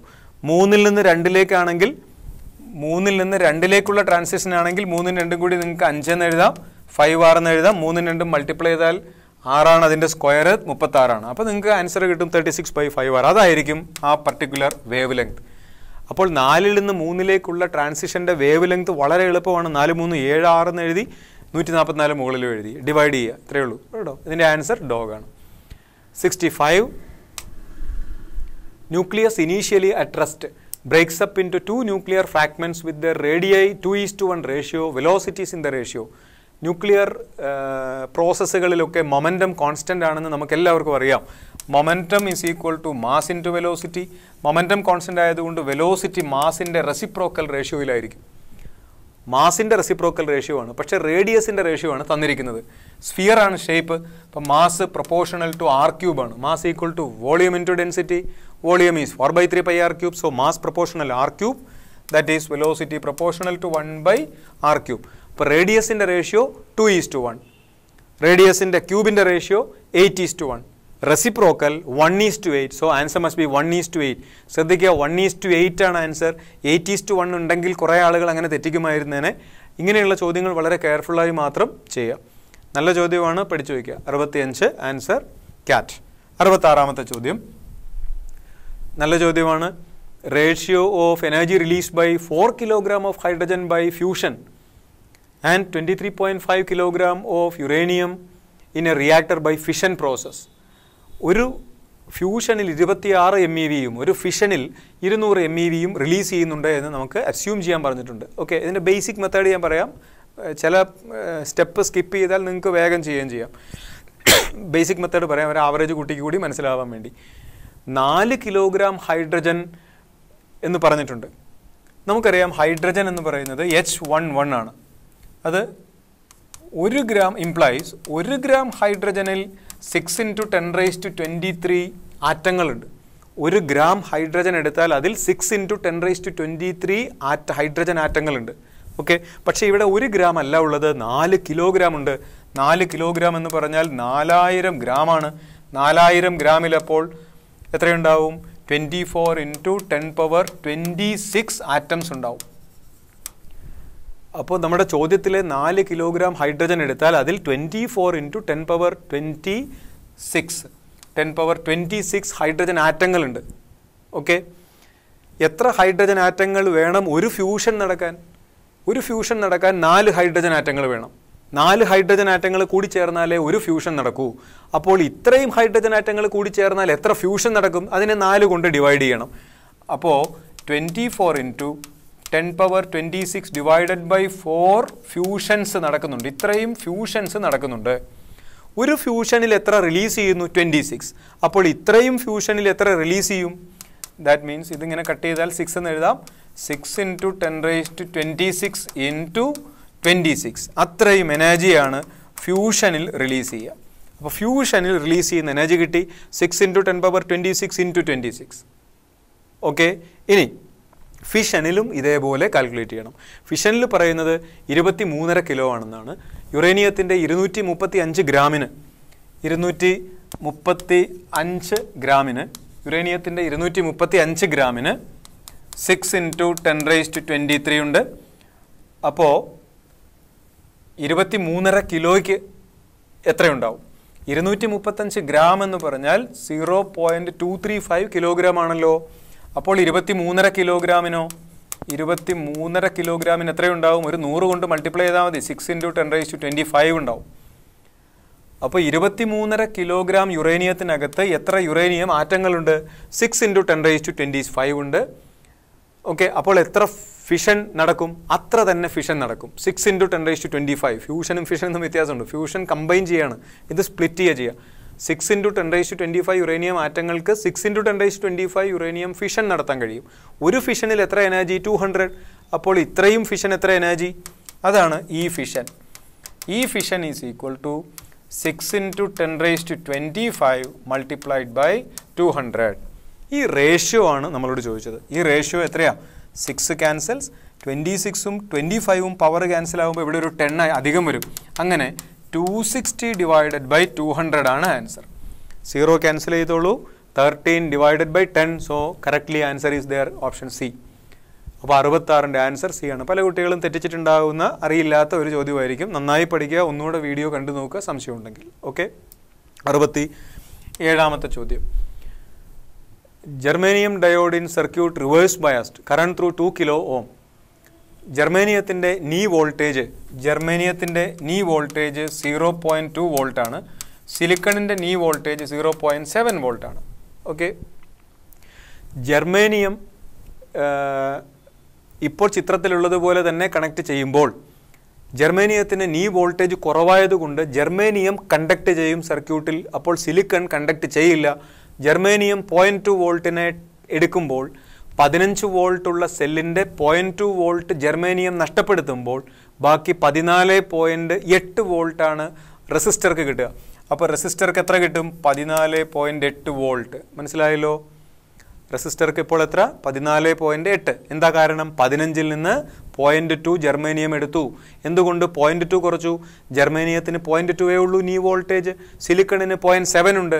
അപ്പോൾ ജർമേനിയമാണ് ആദ്യം ജംഗ്ഷൻ ഓപ്പൺ ചെയ്യുക ഫോർവേഡ് ബയസ് ചെയ്യുമ്പോൾ. അപ്പോൾ സിലിക്കൺ ഓപ്പൺ ചെയ്യില്ല. ജർമേനിയത്തിലൂടെ കറണ്ട് പാസ് ചെയ്യും. 15ൽ നിന്ന് 0.2 കഴിച്ച് ബാക്കി 14.8 റെസിസ്റ്റർക്ക് കിട്ടി. ഓക്കെ. ഇനി ജർമേനിയത്തെ റിവേഴ്സ് ബയസ് ചെയ്താൽ പിന്നെ വേറെ വഴിയില്ല. ജർമേനിയത്തിൽ കൂടി കറണ്ട് ഫ്ലോ ചെയ്യില്ല. അപ്പോൾ സിലിക്കണിലൂടെ ഫ്ലോ ചെയ്യുള്ളൂ. സിലിക്കണിന് 0.7 ആണ്. അപ്പോൾ 15ൽ നിന്ന് 0.7 കുറച്ചാൽ എത്ര കിട്ടും? 15ൽ നിന്ന് 0.7 കുറച്ചാൽ 14.3 കിട്ടുക. അപ്പോൾ റെസിസ്റ്ററിലുള്ള വോൾട്ടേജ് എത്ര കുറഞ്ഞു? 14.8 മൈനസ് 14.3 എത്ര കുറഞ്ഞു? ദാറ്റ് ഈസ് 0.5 വോൾട്ട് കുറഞ്ഞില്ലേ? അപ്പോൾ 1/2 വോൾട്ട് നഷ്ടപ്പെട്ടാൽ എത്ര ആംപിയർ കറണ്ട് നഷ്ടമാവും? 1/2 വോൾട്ട് കറണ്ട് നഷ്ടപ്പെട്ടു. 1/2 വോൾട്ടിൻ്റെ വോൾട്ടേജ് നഷ്ടപ്പെട്ടു. കറണ്ട് എത്ര നഷ്ടമാവും? 0.5 divided by 2 kilo. That is equal to 0.25 milliampere. അപ്പോൾ അത് കൃത്യമായിട്ട് ആൻസർ ഉണ്ട്. ഓപ്ഷൻ ഡിയിലുണ്ട്. ഡിക്രീസസ് ആണ്. Current decreases by 0.25 milliampere. Current decreases by 0.25 milliampere. Okay. നല്ല ചോദ്യമാണ്. 67 ആൻസർ ഡോഗ്. 68ാമത്തെ ചോദ്യത്തിലേക്ക് കിടക്കാം. Contribution of total current in semiconductor due to electrons and holes given drift velocity of electrons 3/2 times that of hole at this temperature. Ratio between electron concentration and hole concentration is. നമുക്ക് ഈ formula use ചെയ്യാം. I is equal to ENAVD.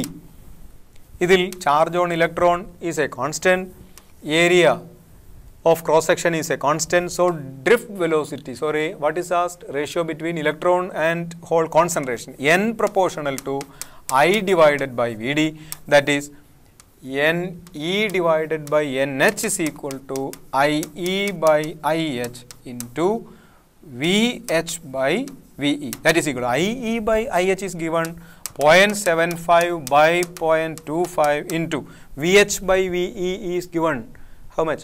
Ve by Vh is 3 by 2, then Vh by Vi is 2 by 3. Okay, and get this as 2:1. Answer is 2:1, so answer is elephant. 68ന്റെ answer E ആണ്. 69ാമത്തെ ചോദ്യം.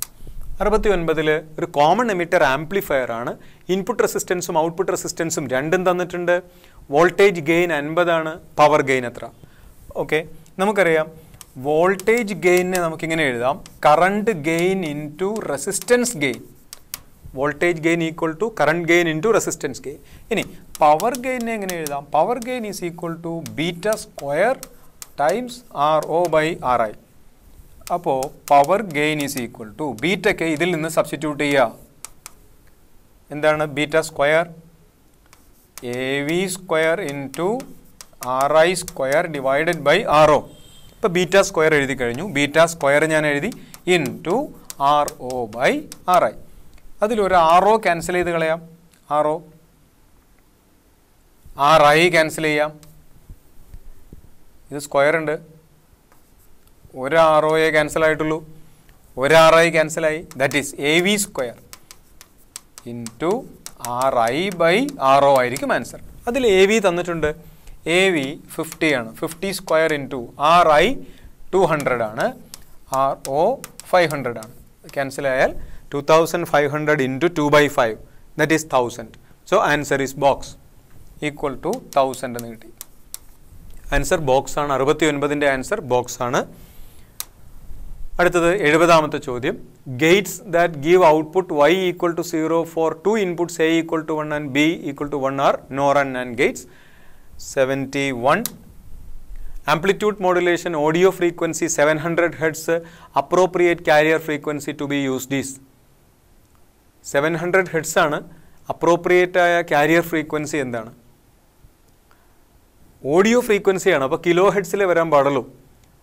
Audio ഫ്രീക്വൻസിയുടെ few multiples ആയിരിക്കണം carrier frequency. So answer is 1000 kilo hertz. മറ്റൊന്നും ഓപ്ഷനിലില്ല.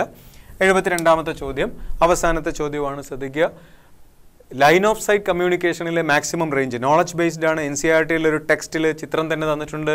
Answer is elephant root of 2RHT plus root of 2RHR.